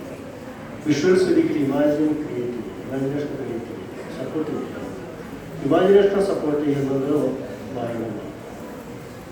കാരണം വായിക്കുമ്പോൾ നമ്മൾ ഒരു വരി വായിച്ചിട്ടുള്ളത് നമ്മൾ ആലോചിക്കും, ഒരു പാരഗ്രാഫ് വായിച്ചിട്ടുള്ളത് നമ്മൾ ആലോചിക്കും, ഒരു പാരഗ്രാഫിൽ ഒരു ക്യാരക്ടറിന് ഒരു വിഷമം വന്നാൽ നമ്മൾ സങ്കടം, ഒരു ക്യാരക്ടറിന് അൺഎക്സ്പെക്റ്റഡ് ഇഷ്യൂ ഉണ്ടാകുമ്പോൾ നമ്മളതൊരു ഷോക്കറാകും. നമ്മളതിനെക്കുറിച്ച് ആലോചിക്കും. അപ്പോൾ നമ്മളെ ക്യാരക്ടർ മനസ്സിലാക്കും, നമുക്ക് ഇമാജിനേഷൻ ഉണ്ടാകും. പക്ഷെ നേരെ മറിച്ച് നമ്മൾ വിഷ്വലൈസേഷൻസ് കാണുമ്പോൾ നമ്മളൊരു ബ്ലോക്ക് കഴിക്കും. നമുക്ക് ഇമാജിൻ ചെയ്യാനില്ല, എല്ലാം കാണിച്ചിരുന്നു, വിഷ്വലി കാണിച്ചിരുന്നു, സൗണ്ട് നമ്മൾ കേൾപ്പിച്ച് തരുന്നു, അതിൻ്റെ ആംബിയൻസ് ക്രിയേറ്റ് ചെയ്തിട്ട് നമുക്ക് തരുന്നു, അതിന് വേണ്ട എഫക്ട്സ് എല്ലാം ഇട്ടിട്ട് തരുന്നു. നമുക്കൊന്നും ചെയ്യണം, നമ്മൾ വന്ന് ജസ്റ്റ് കണ്ട. അതുകൊണ്ടാണ് നമ്മൾ മെമ്മറി കിട്ടുന്നത്. ആ സംഭവം എല്ലാം വായിച്ചു. പക്ഷെ വായിച്ച പുസ്തകത്തിൽ ഒരു വഴി പാരഗ്രാഫ് ഒരിക്കലും അവിടെ എനിക്ക് തരാനുള്ള അഡ്വൈസ് അത് മാത്രം വായിക്കുക.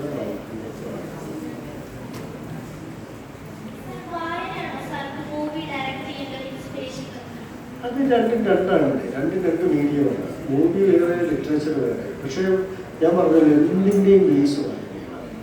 ഒരു നല്ല മൂവി ഉണ്ടാക്കണമെങ്കിൽ നല്ല വായന, ഒരു നല്ല നാടകം ഉണ്ടാക്കണം നല്ല വായന, നിങ്ങൾക്കൊരു നല്ല ഡോക്ടർ ആവണമെങ്കിൽ നിങ്ങൾക്ക് നല്ല വായന.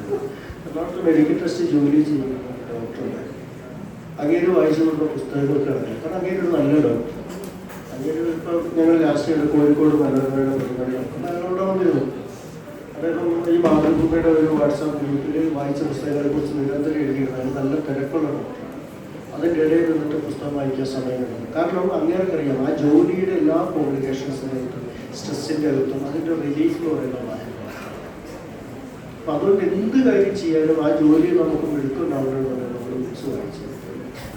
നിങ്ങൾക്ക് ഒരാളെ മനസ്സിലാക്കാൻ വേറെ ഒന്നും ചെയ്യണം. ഒരു വീട്ടിൽ ചെല്ലുമ്പോൾ ആ വീട്ടിൽ പുസ്തകങ്ങൾ ഇരിപ്പുണ്ടെങ്കിൽ ആ വീട്ടിൽ ഒരു നല്ല മനുഷ്യനെ ചില വീടുകളിൽ ചെന്ന ഒരു കുറിപ്പെഴുതുന്ന ഒരു കടലാസ് കാണില്ല. പഠിക്കുന്ന കുട്ടികളുണ്ടെങ്കിൽ നോട്ട്ബുക്ക് കാണും. പഠിക്കുന്ന കുട്ടികളില്ലാത്ത വീടാണെങ്കിൽ ചിലപ്പോൾ കടലാസ് കഷ്ണം എടുക്കാനുണ്ടാവില്ല. ആ വീട്ടിൽ നമുക്ക് ഇരിക്കുമ്പോൾ ഒരു സഫോക്കേഷൻ ഫീൽ എനിക്ക് ഫീൽ ചെയ്യാം. ഒരു വീട് നമ്മൾ ഒരു വ്യക്തി ഒരാളെ കാണാൻ പറ്റും. അയാളുടെ അടുത്ത് 2 പുസ്തകം ഇരിക്കുന്നത് അയാളുടെ മേശയിൽ ഇരിക്കുന്നത് നമുക്ക് ഉറപ്പിക്കാം അയാളൊരു കുഴപ്പക്കാരനായിരിക്കില്ല. ഒരു ഡോക്ടറെ കാണാൻ വിളിച്ചിരുന്നു. ഡോക്ടറെ കാണുന്നില്ല, അയാൾ വായിച്ചതിനോട് ഓരോന്നും പുസ്തകം വെച്ചിട്ടുണ്ടെങ്കിൽ ഉറപ്പിക്കാം അയാളൊരു നല്ല ഡോക്ടറെ. അത് നമ്മളൊരിക്കലും കുഴപ്പത്തിൽ കൊണ്ടൊന്നും ചാടില്ല. അതുപോലെ തന്നെ ഓരോ കാര്യം നിങ്ങളൊരു ടീച്ചറെ കാണാൻ വിളിച്ചിരുന്നു. നിങ്ങളുടെ ടീച്ചറെ സ്റ്റാഫ് റൂമിൽ ചെന്ന് കാണാൻ ചെല്ലുന്നു. സ്റ്റാഫ് റൂമിൽ സിലബസ് അല്ലാതെ ടീച്ചർ ഏതെങ്കിലും ഒരു പുസ്തകം വെച്ചിട്ടുണ്ടെങ്കിൽ ഉറപ്പിക്കാം അത് നല്ല ടീച്ചറാണ്. അത് നല്ല ടീച്ചർക്ക് നല്ല ടീച്ചറാണെങ്കിൽ മാത്രമേ അങ്ങനെ വെക്കാൻ പറ്റൂ. സിലബസും അതുമായി ബന്ധപ്പെട്ട ഗെയിമും ടെസ്റ്റും ഒക്കെ വെക്കുന്നത് നമുക്ക് മനസ്സിലാക്കാം. പക്ഷെ അല്ലാതെ ഇപ്പോൾ 1-2 ആരെങ്കിലും അവിടെ ഇരിപ്പുണ്ടെങ്കിൽ ആ ടീച്ചർ അത് അതിലേക്ക് നോക്കുകയെങ്കിലും ചെയ്യുന്നുണ്ടെങ്കിൽ ഉറപ്പിക്കാറുണ്ട് അല്ലേ? അതാണ്. പക്ഷെ പലയിടത്തും ഇല്ല. പറഞ്ഞ ടീച്ചർമാർ നമ്മളോട് പറഞ്ഞു പലയിടത്തും ഇല്ല. ഇത് എല്ലാം ഒരു രാഷ്ട്രീയ നേതാവ് നിങ്ങളുടെ നാട്ടിൽ MLA MP അയാൾ ഓഫീസിൽ ചെയ്യില്ല. നിങ്ങൾ പോയി കംപ്ലൈൻറ്റ് ചെയ്യണം. എന്നിട്ട് വീടില്ല വീട് വരുന്നു അല്ല അച്ഛനും അമ്മയ്ക്ക് എല്ലാ ബന്ധുക്കൾക്ക് സുഖമില്ല പൈസ ഒരു അപേക്ഷ കൊടുക്കാൻ നിങ്ങൾ ചെയ്യുക. MLA-യുടെ MPയുടെയോ പഞ്ചായത്ത് പ്രസിഡന്റിന്റെ മുറിയിൽ ചെയ്യുകയോ അയാളുടെ ഓഫീസ് മുറിയിൽ 2 പുസ്തകം ഇരിപ്പുണ്ടെന്നുണ്ടെങ്കിൽ നിങ്ങൾ നോക്കിക്കോ നിങ്ങളുടെ അപേക്ഷ നിരസിക്കപ്പെടില്ല. കാരണം അയാൾക്ക് മനുഷ്യത്വമാണ്. ഈ മനുഷ്യത്വം ഉണ്ടാക്കി എടുക്കാൻ സഹായിക്കുന്നതാണ് പുസ്തകങ്ങൾ വാങ്ങുന്നത്. ഒരു മഹാമരുടനായ ഒരു മനുഷ്യൻ എങ്ങനെയാണ് അങ്ങനെയായി തീരുന്നതെന്ന് വെച്ചാൽ അയാൾക്ക് പുസ്തകങ്ങളില്ലെന്നാണ്. നിങ്ങൾക്കറിയോ ഈ ജയിലിലേക്ക് അയക്കുന്ന ആളുകൾക്ക് ജയിലിൽ കഴിക്കുന്നില്ല. മനുഷ്യൻ ക്രൈം ചെയ്യുന്നത് സിറ്റുവേഷൻ അനുസരിച്ചിട്ടുള്ളതാണ്. കാരണം നമ്മുടെ എല്ലാവരും ഉള്ളിലും ക്രൈം ചെയ്യാനുള്ള ആവശ്യം. പക്ഷെ നമുക്ക് നോളജ് ഉള്ളതുകൊണ്ട് എഡ്യൂക്കേഷൻ ഉള്ളതുകൊണ്ട് നമ്മൾ അതിനെ ഓവർകം ചെയ്യും. നമുക്കറിയാം അത് ചെയ്യാൻ പാടില്ല എന്നുള്ളത്. പക്ഷെ ഈ വിദ്യാഭ്യാസം കിട്ടാത്ത അല്ലെങ്കിൽ ഇങ്ങനെയുള്ള അച്ചടക്കം കിട്ടാത്ത മനുഷ്യന്മാർ ഏതോ ഒരു നിമിഷത്തിൽ ചെയ്തു പോകണമെന്നാണ് ക്രൈമുകൾ.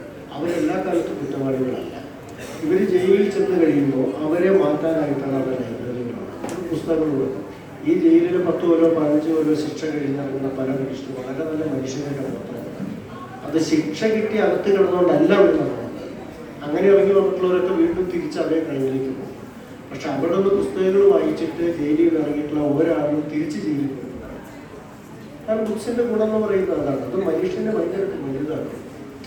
മനുഷ്യന്റെ മനസ്സുകൾ വളരെയധികം വലുതാണ്. നമ്മളിപ്പോൾ നമുക്ക് ഗൂഗിൾ സെർച്ച് ചെയ്ത് ലോകത്തിൽ ഏത് ബുക്കും മൂല്യം കാണാം. 360 ഡിഗ്രി നമുക്ക് ഓരോ ഏരിയയും നമുക്ക് കാണാം. അതിന്റെ 3 ഡയമെൻഷൻ നമുക്ക് കാണാം. ഓരോ വസ്തു എന്തിനേയും നമുക്ക് കാണാം. മറ്റേട് ചോദിച്ചു കഴിഞ്ഞാൽ എന്തിനെ സംബന്ധിച്ചിട്ട് നമുക്ക് ഇൻഫർമേഷൻസ് കിട്ടും. പക്ഷെ ഞാൻ പറയുന്നത് അതൊക്കെ താൽക്കാലികമാണ്. എന്ന് വെച്ചാൽ അതല്ല മനുഷ്യനെ നിൽക്കുന്ന ടെക്സ്റ്റ് തന്നെയാണ്, ബുക്സ് തന്നെ. ഇപ്പം ഞാനിപ്പോൾ ഒരു വിഷയത്തെക്കുറിച്ച് ഞാൻ ചോദിച്ചത് മറ്റൊരു ചോദിച്ചാൽ അല്ലെങ്കിൽ AI ചോദിച്ചാൽ എനിക്കൊരു വലിയ ലിസ്റ്റ് എനിക്ക് തരും. ഒരു നീണ്ട പ്രബന്ധം എനിക്ക് തരും. എനിക്കത് വായിച്ചാൽ അതിനെ സംബന്ധിച്ച് കിട്ടാവുന്ന എല്ലാ ഇൻഫർമേഷൻസ് ഉണ്ടാകും. പക്ഷേ ഞാൻ പറയട്ടെ, അതൊരു എളുപ്പ വഴിയാണ്. എനിക്ക് ഒരു ആർട്ടിക്കിൾ എഴുതണം. പാലക്കാട് ജില്ലയിലെ വാട്ടർ സോഴ്സുകളെ കുറിച്ച് എനിക്കൊരു ആർട്ടിക്കിൾ എഴുതണം. ഞാൻ ഉടനെ തന്നെ ഇപ്പോൾ AI ചോദിച്ചാൽ എനിക്കൊരു പ്രബന്ധം കിട്ടും. ഞാൻ അത് ട്രാൻസ്ലേറ്റ് ചെയ്ത് വെച്ചാൽ നേരെ മറിച്ച് ഞാൻ ഈ വാട്ടർ സോഴ്സുകളെ കുറിച്ച് ശരിക്കും പഠിക്കാൻ പോവുകയാണെങ്കിൽ ഞാൻ എന്ത് ചെയ്യണം? ഇവിടെയുള്ള എല്ലാ കിണറുകളും കുളങ്ങളും തോടുകളും അതിൻ്റെ ഉത്ഭവം, അത് എപ്പോഴാണ് നടന്നിടുന്നത്, എപ്പോഴാണ് അല്ലാതെ പോകുന്നത്, എത്ര പേരെ ആശ്രയിച്ച് ജീവിക്കുന്നത്, എല്ലാം എങ്ങനെയാണ് മനുഷ്യരാണ്, എത്ര പേരെയായിട്ടാണ്, എത്ര മനുഷ്യരോട് ഇൻട്രാക്ട് ചെയ്യും, ജിയോഗ്രഫി സംബന്ധിച്ച് എന്തെങ്കിലും ഇൻഫർമേഷൻസ് എനിക്ക് കിട്ടും, നാച്ചുറലായിട്ടുള്ള വളരെ ഇക്കോസിസ്റ്റവുമായി ബന്ധപ്പെട്ട എന്തെങ്കിലും ഇൻഫർമേഷൻസ് എനിക്ക് കിട്ടും. ഒരു വലിയ പ്രോസസ്സ് അവിടെ നടക്കും. പിന്നെ ഇതുമായി സംബന്ധിച്ചിട്ട് ജില്ലാ പഞ്ചായത്തോ അല്ലെങ്കിൽ മറ്റേ കളക്ടറോ ഇറക്കിയിട്ടുള്ള പുസ്തകങ്ങൾ, സ്റ്റേറ്റിൽ നിന്ന് വന്നിട്ടുള്ള പുസ്തകങ്ങൾ ഇതുകൂടെ റെഫർ ചെയ്യുന്നു, നോട്ട് എടുക്കുന്നു. അങ്ങനെ മാസങ്ങളും ആഴ്ചകളും മാസങ്ങളും എടുത്തിട്ട് ഒരു വലിയ പ്രോസസ്സ് കഴിഞ്ഞിട്ടാണ് ഞാൻ ഒരു ആർട്ടിക്കിൾ. അപ്പോൾ ഒരു ആർട്ടിക്കിൾ ഉണ്ടാക്കുന്നതിന് പകരം എനിക്ക് എത്ര നോളജ് കിട്ടി, അതാണ് അതിനകത്തുള്ള ഏറ്റവും വലിയ കാര്യം. മറ്റൊരു ഷോർട്ട് കട്ടാണ്. നമുക്ക് ചോദിച്ചു, നമുക്ക് മെത്തേഡിൽ നിന്ന് നമുക്കിപ്പോൾ നിങ്ങൾക്കിപ്പോൾ പരീക്ഷ വന്നു, ക്വസ്റ്റ്യൻ വായിച്ചു, നിങ്ങൾക്കൊണ്ട് രഹസ്യമായിട്ട് മെത്തേഡ് ചോദിച്ചാലോ AI ചോദിച്ചാൽ ആൻസർ കിട്ടി. പക്ഷെ നിങ്ങൾ അതുകൊണ്ട് വിജയിക്കുന്നില്ല, നിങ്ങൾ പരാജയപ്പെട്ട മനുഷ്യരാണ്. നമ്മൾ നമ്മുടെ ഹാർഡ് വർക്കിലൂടെ നേടുന്നത് മാത്രമേ ഇന്നും കിട്ടുള്ളൂ. ഇന്നത്തെ വാട്ടർ സോഴ്സിനെ പറ്റി ഞാൻ പഠിക്കാൻ ഇറങ്ങി, ജില്ല മൊത്തം ഞാൻ കറങ്ങി. മണ്ണാർക്കാട് ചെല്ലുമ്പോഴോ അട്ടപ്പാടി ചെല്ലുമ്പോഴുള്ള ജോഗ്രഫി കാണാം പാലക്കാട് ടൗണിൻ്റെ. ഒരിക്കലല്ല. പാലക്കാട് ഒറ്റപ്പാലം പട്ടാമ്പി ഭാഗത്തേക്ക് ചെല്ലുമ്പോൾ ചവിടേക്ക് വേണം നമ്മൾ തത്വ നിരീക്ഷണത്തിലേക്കും തത്വത്തിലേക്കും ചെല്ലും. അപ്പം ആ വെഴ്സറ്റാലിറ്റി എല്ലാ തരത്തിലുമുള്ള ആ വൈവിധ്യം നമുക്ക് മനസ്സിലാക്കി നമ്മൾ സ്വയം അറിയിക്കണം. എന്നിട്ട് അതിൽ നിന്ന് പുസ്തകങ്ങളും റെഫർ ചെയ്തിട്ട് നമ്മൾ ആട്ടിക്കണം. അങ്ങനെ എല്ലാ കാര്യത്തെയും നമ്മൾ തലയിടണം. അത് ആൻസർ എഴുതി വെച്ചിട്ടില്ലേ? അല്ലേ? ശരിയല്ലേ? ഷോർട്ട് കട്ടുകൾ ഒരിക്കലും നിങ്ങളുടെ ജീവിതത്തെ സഹായിക്കില്ല. ഹാർഡ് വർക്ക് മാത്രമേ സഹായിക്കൂ. ഇപ്പം ചില ആളുകൾ കണ്ടിട്ടുണ്ട്, ജിമ്മിൽ പോകുന്ന ആളുകൾ. ജിമ്മിൽ പോയാൽ ആദ്യമേ തന്നെ അവർ പറയും, സാർ 3 ആഴ്ച കൊണ്ട് എനിക്ക് മസിൽ വേണം, മറ്റൊരു വേണം എന്ന് പറഞ്ഞിട്ട് പറയും. ഉടനെ അവർ പറയുന്നത് ഇഞ്ചക്ഷൻ പറയും, അല്ലെങ്കിൽ ടാബ്ലറ്റ് പറയും. എന്താ കഴിക്കും? ജിമ്മിൽ പോയിട്ട് പിന്നെ പോകുന്ന ആളുകൾക്കറിയാം, പോയിട്ട് ഈ ടാബ്ലറ്റും ഇഞ്ചക്ഷനും എടുത്തിട്ട് മസിൽസ് ഉണ്ടാക്കി കഴിഞ്ഞാൽ അതതിൻ്റെ ഇരട്ടി തിരിച്ചടിയാണ് നമുക്ക് തരുന്നത് ഹെൽത്ത് വൈസ്. അല്ലാതെ ഷോർട്ട് കട്ടുകളില്ല ജീവിതത്തിൽ, ഷോർട്ട് കട്ടുകളില്ല, ഹാർഡ് വർക്ക് മാത്രം.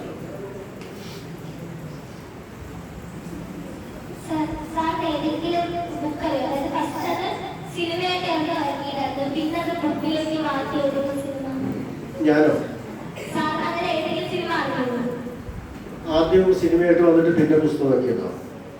ഉണ്ടാകുമായിരിക്കും. ഇല്ല, എനിക്കറിയില്ല. പക്ഷെ പൊതുവെ നമ്മൾ കണ്ടത് മുഴുവൻ ലിറ്ററേച്ചറിൽ നിന്ന് സിനിമയിലേക്ക് ട്രാൻസ്ഫർ ചെയ്യുന്നത്. ഇപ്പോ ആൽഫ്രഡ് ഹിച്ച്കോക്കിന്റെ വേറുള്ള ഫിലിം ഡയറക്ടർ, ലോകം മുഴുവൻ ആരാധകരുള്ള ആൽഫ്രഡ് ഹിച്ച്കോക്കിന്റെ സിനിമ കണ്ടിട്ടുണ്ടോ? ആൽഫ്രഡ് ഹിച്ച്കോക്കിന്റെ സിനിമ കണ്ടിട്ടുള്ള ആരെങ്കിലും ഉണ്ടോ? കൈ വെക്കും. എന്തൊരു ക്യൂരിയോസിറ്റി ചോദിക്കുന്നത്. ഹിച്ച്കോക്കിന്റെ സിനിമ കണ്ടിട്ടുള്ള ആരെങ്കിലും ഉണ്ടോ? ഒന്ന് കൈ വെക്കും. ആരുമില്ലല്ലോ. ആരുമില്ല. നമ്മുടെ ഈ ഇൻട്രാക്ഷൻ കഴിഞ്ഞു കഴിഞ്ഞാൽ നിങ്ങൾക്ക് ടൈം കിട്ടുമ്പോൾ ഗൂഗിളിൽ ഒന്ന് സെർച്ച് ചെയ്തു അതിനെ പറ്റിയ സിനിമ കണ്ടു. ഹിച്ച്കോക്കിന്റെ മിക്കവാറും സിനിമകൾ അയാളുടെ ലിറ്ററേച്ചറിൽ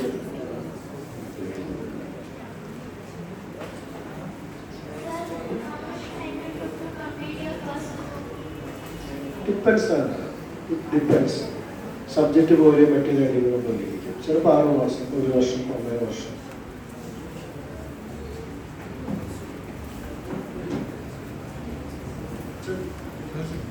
വേണ്ട കേൾക്കാമല്ലോ.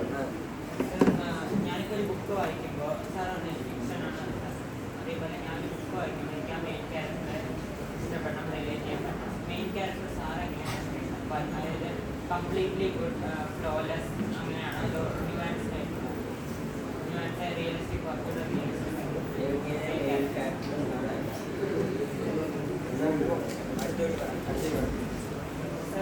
ഫിക്ഷണൽ വായിക്കുമ്പോൾ എനിക്ക് ഞാൻ വായിക്കാൻ എനിക്ക് മെയിൻ ക്യാരക്ടേഴ്സ് റിലേറ്റ് ചെയ്യാൻ പറ്റണം.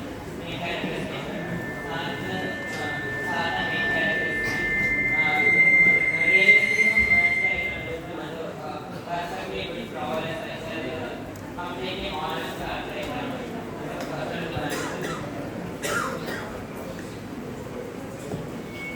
അതൊക്കെ ഡിഫറൻസ് ആണ്. അതായത് ഒരു സെൻട്രൽ ക്യാരക്ടർ എന്ന് പറയുന്നത് ഒരു കൺസെപ്റ്റ് മാത്രമാണ്. ഇപ്പോൾ ഒരു സൊസൈറ്റി നമ്മൾ നോക്കിക്കഴിഞ്ഞാൽ ഒരു സെൻട്രൽ ക്യാരക്ടറുണ്ട്. എല്ലാവരും ഇമ്പോർട്ടൻറ്റ് ക്യാരക്ടേഴ്സാണ്. ഫിക്ഷൻ്റെ എടുത്ത് വരുമ്പോൾ അങ്ങനെ തന്നെയാണ്. പിന്നെ കഥ കൊണ്ടുപോകുന്ന ഒരാൾ, ലീഡ് ചെയ്യുന്ന ഒരാൾക്കുള്ള നിലയിലായിരിക്കും ഒരാൾക്ക് പ്രോഗ്രസ് ഉണ്ടാകുന്നത് മാത്രമാണ്. അല്ല, ആ മൈക്ക് ഓഫ് ചെയ്താൽ മതി. അത് ഓഫ് ചെയ്യാൻ നിങ്ങൾ മൈക്ക് വെച്ചു.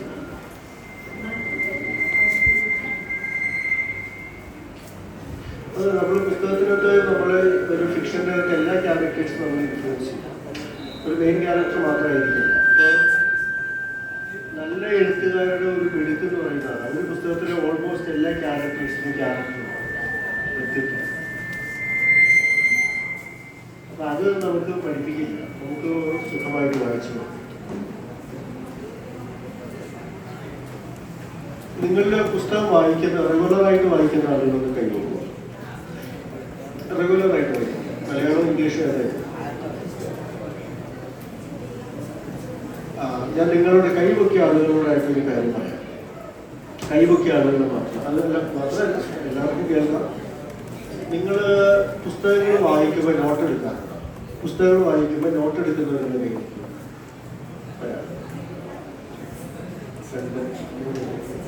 മതി, കുഴപ്പമില്ല. ഞാൻ ചോദിച്ചത് മാത്രമേ ഉള്ളൂ. ഈ 3 പേര് കൈ പൊക്കിയല്ല. നിങ്ങൾ നോട്ട് എടുക്കുക വായിക്കുമ്പോൾ. നിങ്ങളൊരു പുസ്തകം വായിക്കുമ്പോൾ ഒരു നോട്ട്ബുക്ക്, ഒരു നല്ല എഴുതാത്ത, നിങ്ങളുടെ സ്കൂളിൽ ഉപയോഗിക്കാത്ത ഒരു നല്ല നോട്ട്ബുക്ക് വാങ്ങിയിട്ട് വായനയ്ക്കായിട്ട് മാറ്റി വയ്ക്കണം. എന്നിട്ട് എന്ത് ചെയ്യണമെന്ന് വെച്ചാൽ ഒരു പുസ്തകം വായിക്കാൻ എടുക്കുന്നു. ആ പുസ്തകം വായിക്കാൻ എടുക്കുമ്പോൾ ഡേറ്റ് എഴുതുക, ഓതറുടെ പേര് എഴുതുക, ബുക്കിൻ്റെ പേര് എഴുതുക. ഇംഗ്ലീഷിലോ മലയാളത്തിലോ നിങ്ങൾക്ക് ഏത് ലാംഗ്വേജാണോ ഫ്ലുവൻസ് എഴുതുക. ബുക്കിൻ്റെ പേര് എഴുതുക, ഓതറുടെ പേര് എഴുതുക, ഡേറ്റ് എഴുതുക.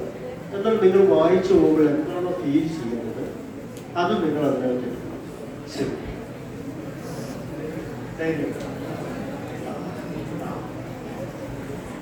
അതേ കൂടുതൽ പറയണ്ടല്ലോ, എനിക്ക് ഡയറി എഴുതുന്ന സാധനം. അങ്ങനെ ഒരു കുറിപ്പെടുത്തണം. പിന്നെ അതിനകത്ത് ഈ നോവലിലെ സമ്മറി എഴുതി. അപ്പോൾ ആ വായിച്ച പുസ്തകത്തിന്റെ സമ്മറി എഴുതണം. അതിൽ മെയിൻ ക്യാരക്ടേഴ്സ് എപ്പോഴാണ് വായിച്ച് തീർന്നതെന്നുള്ള ഡേറ്റ്. എന്നിട്ട് അത് ക്ലോസ് ചെയ്യും. പിന്നെ അടുത്ത പുസ്തകം എടുക്കുമ്പോൾ അപ്പോൾ അങ്ങനെ ചെയ്ത് കഴിഞ്ഞാൽ ഒരു വർഷം നിങ്ങൾക്ക് ഡിസംബർ ആകുമ്പോഴത്തേക്ക് നോക്കിയാൽ ജനുവരി തൊട്ട് ഡിസംബർ വരെ എത്ര ബുക്ക് വായിച്ചു. വേറെ ഒന്ന് മനസ്സിലാവും. ജനുവരിയിൽ വായിച്ച ഒരു പുസ്തകം 6 മാസം കൊണ്ടാണ് ഒരു പുസ്തകം വായിച്ചെങ്കിൽ ഡിസംബർ ആകുമ്പോഴത്തേക്ക് ചിലപ്പോൾ 3 ആഴ്ച കൊണ്ട് വായിക്കത്തേക്ക് അത് നമ്മുടെ വായനയുടെ സ്പീഡ് കൂടും. ഇതൊക്കെ നമുക്ക് അറിയാൻ പറ്റും. നല്ലൊരു എക്സർസൈസാണ്, ഞാൻ ചെയ്തിട്ടുള്ളതാണ്. പിന്നെ ഇത് നമുക്ക് ഉപകരിക്കും. പിന്നീട് ഈ നോട്ട്ബുക്ക് കളയാതെ വെച്ച് കഴിഞ്ഞാൽ നമുക്ക് പിന്നീട് ഫ്യൂച്ചറിലൊന്നും ഇല്ല. നമുക്ക് ആ നോട്ട്ബുക്കിലൂടെ പോയി കഴിഞ്ഞാൽ നമ്മൾ തന്നെ അത്ഭുതപ്പെടുന്ന പോലുള്ള ഒരുപാട് ഇൻഫർമേഷൻസ് അതിനകത്തുണ്ട്. എല്ലാവരും ഒരു റീഡിംഗ് ഡയറി കയ്യിൽ വെക്കുന്നുണ്ടല്ലോ. ലൈബ്രറി ഡയറി അങ്ങനെ എന്തെങ്കിലും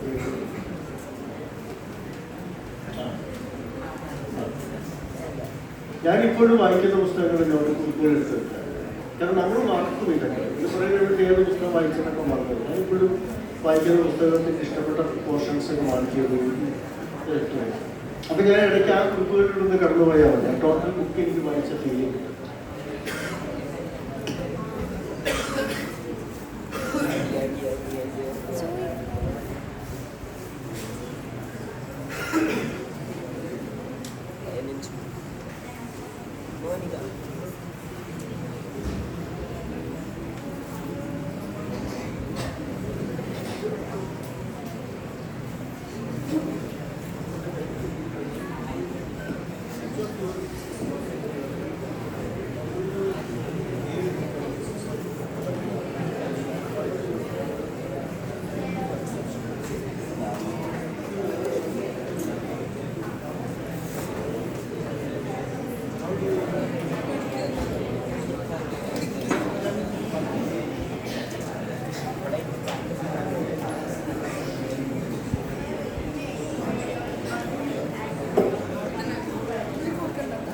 എല്ലാവരും കേൾക്കുന്നുണ്ടാവും. ഇത് ആദ്യത്തെ ചോദ്യം, which of your books is closest you have plan to buy? ഞാനതിൻ്റെ ആൻസർ ഇവിടെ പറഞ്ഞതാണെന്നാണ് എനിക്ക് തോന്നുന്നത്. ഒരുപാട് പുസ്തകങ്ങൾ എനിക്ക് വളരെയധികം അടുപ്പെന്ന് പറയുന്നത് 2 രീതിയിൽ, ഇന്റലക്ച്വലായിട്ടും ഇമോഷണലായിട്ടും നമ്മുടെ പുസ്തകങ്ങൾ സ്വാധീനിക്കും. അങ്ങനെ നോക്കിക്കഴിഞ്ഞാൽ ഒന്നിൽ കൂടുതൽ പുസ്തകങ്ങൾ പറയാനുണ്ട്. ദസ്തോവ്സ്കി എൻ്റെ വളരെ പ്രിയപ്പെട്ട ഓഥറാണ്. നിങ്ങൾ കേട്ടിട്ടുണ്ടോയെന്നറിയില്ല. ഫെഡോർ ദസ്തോവ്സ്കി എന്ന റഷ്യൻ റൈറ്ററെ കുറിച്ച് കേട്ടിട്ടുള്ള ആളുകളുണ്ടോ? കൈ കൊടുക്കും. 1 2 3 പേരുണ്ട് അല്ലേ? നല്ല കാര്യം. അതുപോലെ തന്നെ കസാസാക്കീസിൻ്റെ വളരെ ഫേവറേറ്റ് ആയിട്ടുള്ളൊരു ഓഥറാണ്. ടോൾസ്റ്റോയ് വളരെ പ്രിയപ്പെട്ട ഓഥറാണ്. ഒരുപാട് പേരുണ്ട് അങ്ങനെ പറയുന്നത്. കസുവ ഇഷുമുറ എന്ന പേരുള്ള റൈറ്ററുണ്ട്. കാരണം ജന്മം കൊണ്ട് ജാപ്പാനീസാണ്, പക്ഷെ അദ്ദേഹം ലണ്ടനിലേക്ക് കുടിയേറി പോയ ആളാണ്. ലണ്ടനിൽ നിന്നിട്ടാണ് പുസ്തകം. അദ്ദേഹത്തിൻ്റെ make sense of the day എന്ന് പറയുന്ന നോവൽ തന്നെ അടുത്തതായിട്ട് വായിച്ച വളരെ ഇഷ്ടപ്പെട്ട പുസ്തകമാണ്. How do you deal with criticism or negative reviews? ഞാൻ അതിനെപ്പറ്റി ഏറ്റവും ഇവിടെ ആരും ചോദിച്ചോ പറഞ്ഞു. ഞാൻ ഇത്തരം കാര്യങ്ങളെ നമ്മൾ ശ്രദ്ധിക്കാറില്ല. നമ്മളുടെ പ്രവൃത്തിയിലാണ് കാര്യമിരിക്കുന്നത്. നമ്മളൊരു കാര്യം ചെയ്യുന്നത്, ഇപ്പോൾ വഴിയിൽ വീട് കിടക്കുന്ന ഒരാളെ എടുത്ത് ആശുപത്രിയിൽ കൊണ്ടുവരുന്നത് അവരുടെ ബന്ധുക്കളിൽ നിന്ന് സർട്ടിഫിക്കറ്റ് കിട്ടാനോ പൈസ കിട്ടാനോ അല്ല. കളഞ്ഞു കിട്ടിയ ഒരു മാല അല്ലെങ്കിൽ ഒരു സ്വർണം നമ്മൾ പോലീസ് സ്റ്റേഷനെ കൊണ്ട് ഏൽപ്പിക്കുന്നത് പത്രത്തിൽ പണം വരാനായിട്ടോ നമുക്ക് പ്രശംസ കിട്ടാനോ അല്ല. അത് നമ്മുടെ ഡ്യൂട്ടിയാണ്. അപ്പോൾ അത് നമ്മൾ തിരിച്ചെന്തെങ്കിലും പ്രതീക്ഷിച്ചുകൊണ്ടല്ല നമ്മൾ ചെയ്യും. നമ്മുടെ അടുത്ത വീട്ടിൽ രാത്രി ഒരു നിലവിളി കേൾക്കുമ്പോൾ കടകടച്ചിരിക്കാതെ കഥ തുറന്ന് പുറത്തുപോയി നോക്കാൻ നമുക്ക് തോന്നുന്നത് നമ്മുടെ സിവിക് സെൻസാണ്. അപ്പോൾ അത് നമ്മളൊന്നും തിരിച്ച് പ്രതീക്ഷിച്ചുകൊണ്ടല്ല. അപ്പോൾ അത് തന്നെയാണ് ഞാൻ എൻ്റെ ഡ്യൂട്ടി എന്ന് പറയുന്നത് എഴുതുക എന്നുള്ളതാണ്. ഞാൻ എഴുതും. അത് നല്ലതാണെന്ന് ആളുകൾ പറഞ്ഞാൽ സന്തോഷം, മോശമാണെന്ന് ആളുകൾ പറഞ്ഞു കഴിഞ്ഞാൽ ഞാൻ ചോദിക്കും എന്തുകൊണ്ടാണ് നിങ്ങൾക്കത് മോശമായി തോന്നിയത്. കാരണം അത് എനിക്ക് പഠിക്കുന്നതിന് വേണ്ടിയിട്ടാണ്. ഇപ്പോൾ വളരെ കൺസ്ട്രക്റ്റീവ് ക്രിറ്റിസിസത്തെ എപ്പോഴും വളരെ പോസിറ്റീവായിട്ട് കാണുന്ന ഒരാളാണ് ഞാൻ. What are your favourite genres of types of stories to read? അത് ഞാനിവിടെ സംഭാഷണത്തിനിടയിലൂടെ അതും ഒരു വിധത്തിൽ പറഞ്ഞുപോയി. ഫിക്ഷൻ തന്നെയാണ് എനിക്ക് കൂടുതലായിട്ട് ഇഷ്ടമുള്ളത്, ഹിസ്റ്ററിയാണ് അതുപോലെ താല്പര്യമുള്ളത്. പിന്നെ സമുദ്രവുമായി ബന്ധപ്പെട്ട ഓഷ്യോളജിയുമായി ബന്ധപ്പെട്ടിട്ടുള്ള കാര്യങ്ങൾ എനിക്ക് ഇഷ്ടമുള്ളതാണ്. കടലിൻ്റെ കാര്യങ്ങൾ, കടലുമായി ബന്ധപ്പെട്ട കാര്യങ്ങൾ എനിക്ക് താല്പര്യമുണ്ട്. പക്ഷേ എങ്കിലും പൊതുവെ ഞാൻ ഇമോഷണൽ ഡ്രാമ ജോണറിൽ വരുന്ന പുസ്തകങ്ങളാണ് കൂടുതലായിട്ട് വായിക്കുക. What career would you have pursued? അത് ഞാനിവിടെ ആൻസർ പറഞ്ഞതാണ്. 6ാം ക്ലാസ്സിൽ തന്നെ ഞാൻ തീരുമാനിച്ചാണ് ഞാനൊരു ഓണർ ആവാൻ ശ്രമിക്കും എന്നുള്ളത്. അത് തന്നെയാണ്. അതുകൊണ്ട് എനിക്കൊരു സെക്കൻഡ് ഓപ്ഷൻ ഇതിനകത്ത് ഉണ്ടായിരുന്നില്ല. അവിടെ connect with younger audience in your books. അത് ഇപ്പം ഞാൻ മനസ്സിലാക്കുന്നത് ഇവിടെ സാപ്പിയൻസ് ആയിട്ട് ഇവിടെ പുസ്തകം ഇരിക്കുന്നതാണ്. ഞാൻ ചോദിച്ചപ്പോൾ നിങ്ങൾ അത് വായിക്കുന്നവരാണ്. എനിക്കായി സാപ്പിയൻസ് ഉണ്ട്. അപ്പം നിങ്ങൾ ഇപ്പോഴത്തെ കുട്ടികളൊക്കെ വളരെ മെച്ചമാണ്. അവർക്ക് കുറേ കൂടി എളുപ്പത്തിൽ കാര്യങ്ങളെ മനസ്സിലാക്കാൻ പറ്റുന്നുണ്ട്. അപ്പോൾ അതുകൊണ്ട് തന്നെ ഞാൻ എൻ്റെ എഴുത്തിലൂടെ പ്രത്യേകിച്ച് കുട്ടികളെ ലക്ഷ്യമിടുന്നില്ല. പക്ഷേ എൻ്റെ പുസ്തകങ്ങൾ കുട്ടികൾക്ക് മനസ്സിലാക്കാൻ പറ്റുന്നതാണെന്ന് ഞാൻ കരുതുന്നത്. What message would you give to students about the importance of reading? അത് ഞാനിവിടെ പറഞ്ഞു കഴിഞ്ഞതാണ്. വായന തന്നെയാണ് ഏറ്റവും പ്രധാനപ്പെട്ട കാര്യം. നിങ്ങളുടെ ജീവിതത്തിൽ നിങ്ങൾ പാലിക്കേണ്ടത് വായനയാണ്, മറ്റു ഒന്നും അല്ല.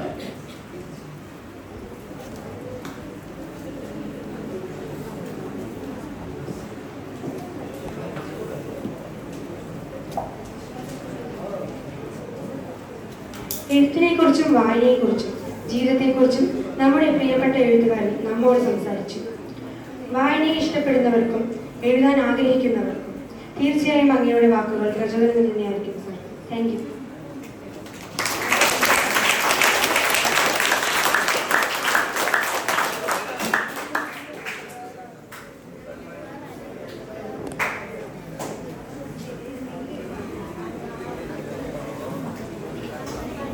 അടുത്തതായി നന്ദിയെ അർപ്പിക്കുന്നതിനായി നമ്മുടെ പ്രിയപ്പെട്ട എഴുതുകാരൻ ഫൈസൽ സാറിനെ ക്ഷണിക്കുന്നു.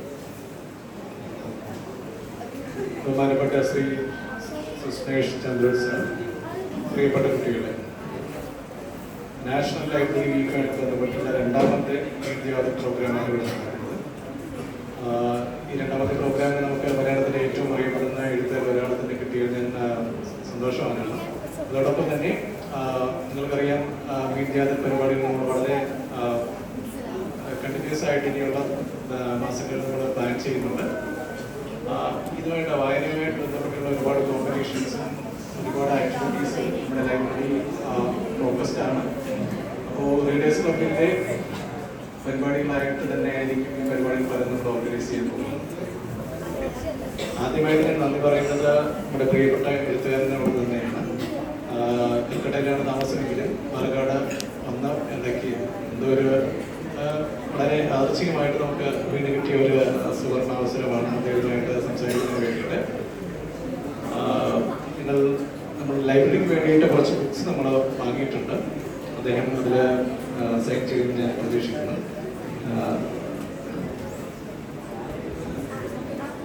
ഈ പുസ്തകങ്ങൾ ലൈബ്രറിയിൽ ഉണ്ടാവും. നിങ്ങൾക്ക് സമയം പോലെ അത് വായിക്കാം.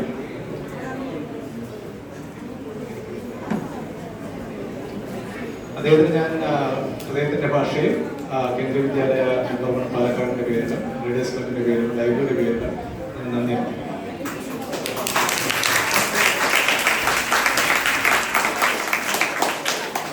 നന്ദി പറയാനുള്ളത് നമ്മുടെ പ്രിയപ്പെട്ട പ്രിൻസിപ്പൽ ശ്രീ രാജേന്ദ്രൻ സാറിനോടാണ്. സാറിൻ്റെ നിരന്തരമായ സപ്പോർട്ട് ഇതിന് പുറകിലുണ്ട്. നമ്മുടെ പറയുന്ന നമ്മൾ നിർദ്ദേശിക്കുന്ന പല ഐഡിയാസും സാറിൻ്റെ സപ്പോർട്ട് നന്നായിട്ട് നമുക്ക് ലഭിക്കുന്നുണ്ട്. സാറിന് ഞാൻ നന്ദി പറയുന്നു. അതോടൊപ്പം റീഡേഴ്സ് ക്ലബിൻ്റെ എല്ലാ മെമ്പേഴ്സിനും, നിങ്ങൾ കാണുന്ന ഈ റീഡേഴ്സ് ക്ലബിൻ്റെ എല്ലാ ഓർഗനൈസേഴ്സിനും, കമ്പയർ ചെയ്ത വൈഷ്ണവി, മിസ്ത്രി, അതുപോലെ റീഡേഴ്സ് ക്ലബിൻ്റെ എല്ലാ ഓഫീസ് ബെയറേഴ്സും, ഇവിടെ ഈ കോർഡിനേറ്റ് ചെയ്യുന്ന എല്ലാ റീഡേഴ്സ് ക്ലബിൻ്റെ ആക്റ്റീവായിട്ടുള്ള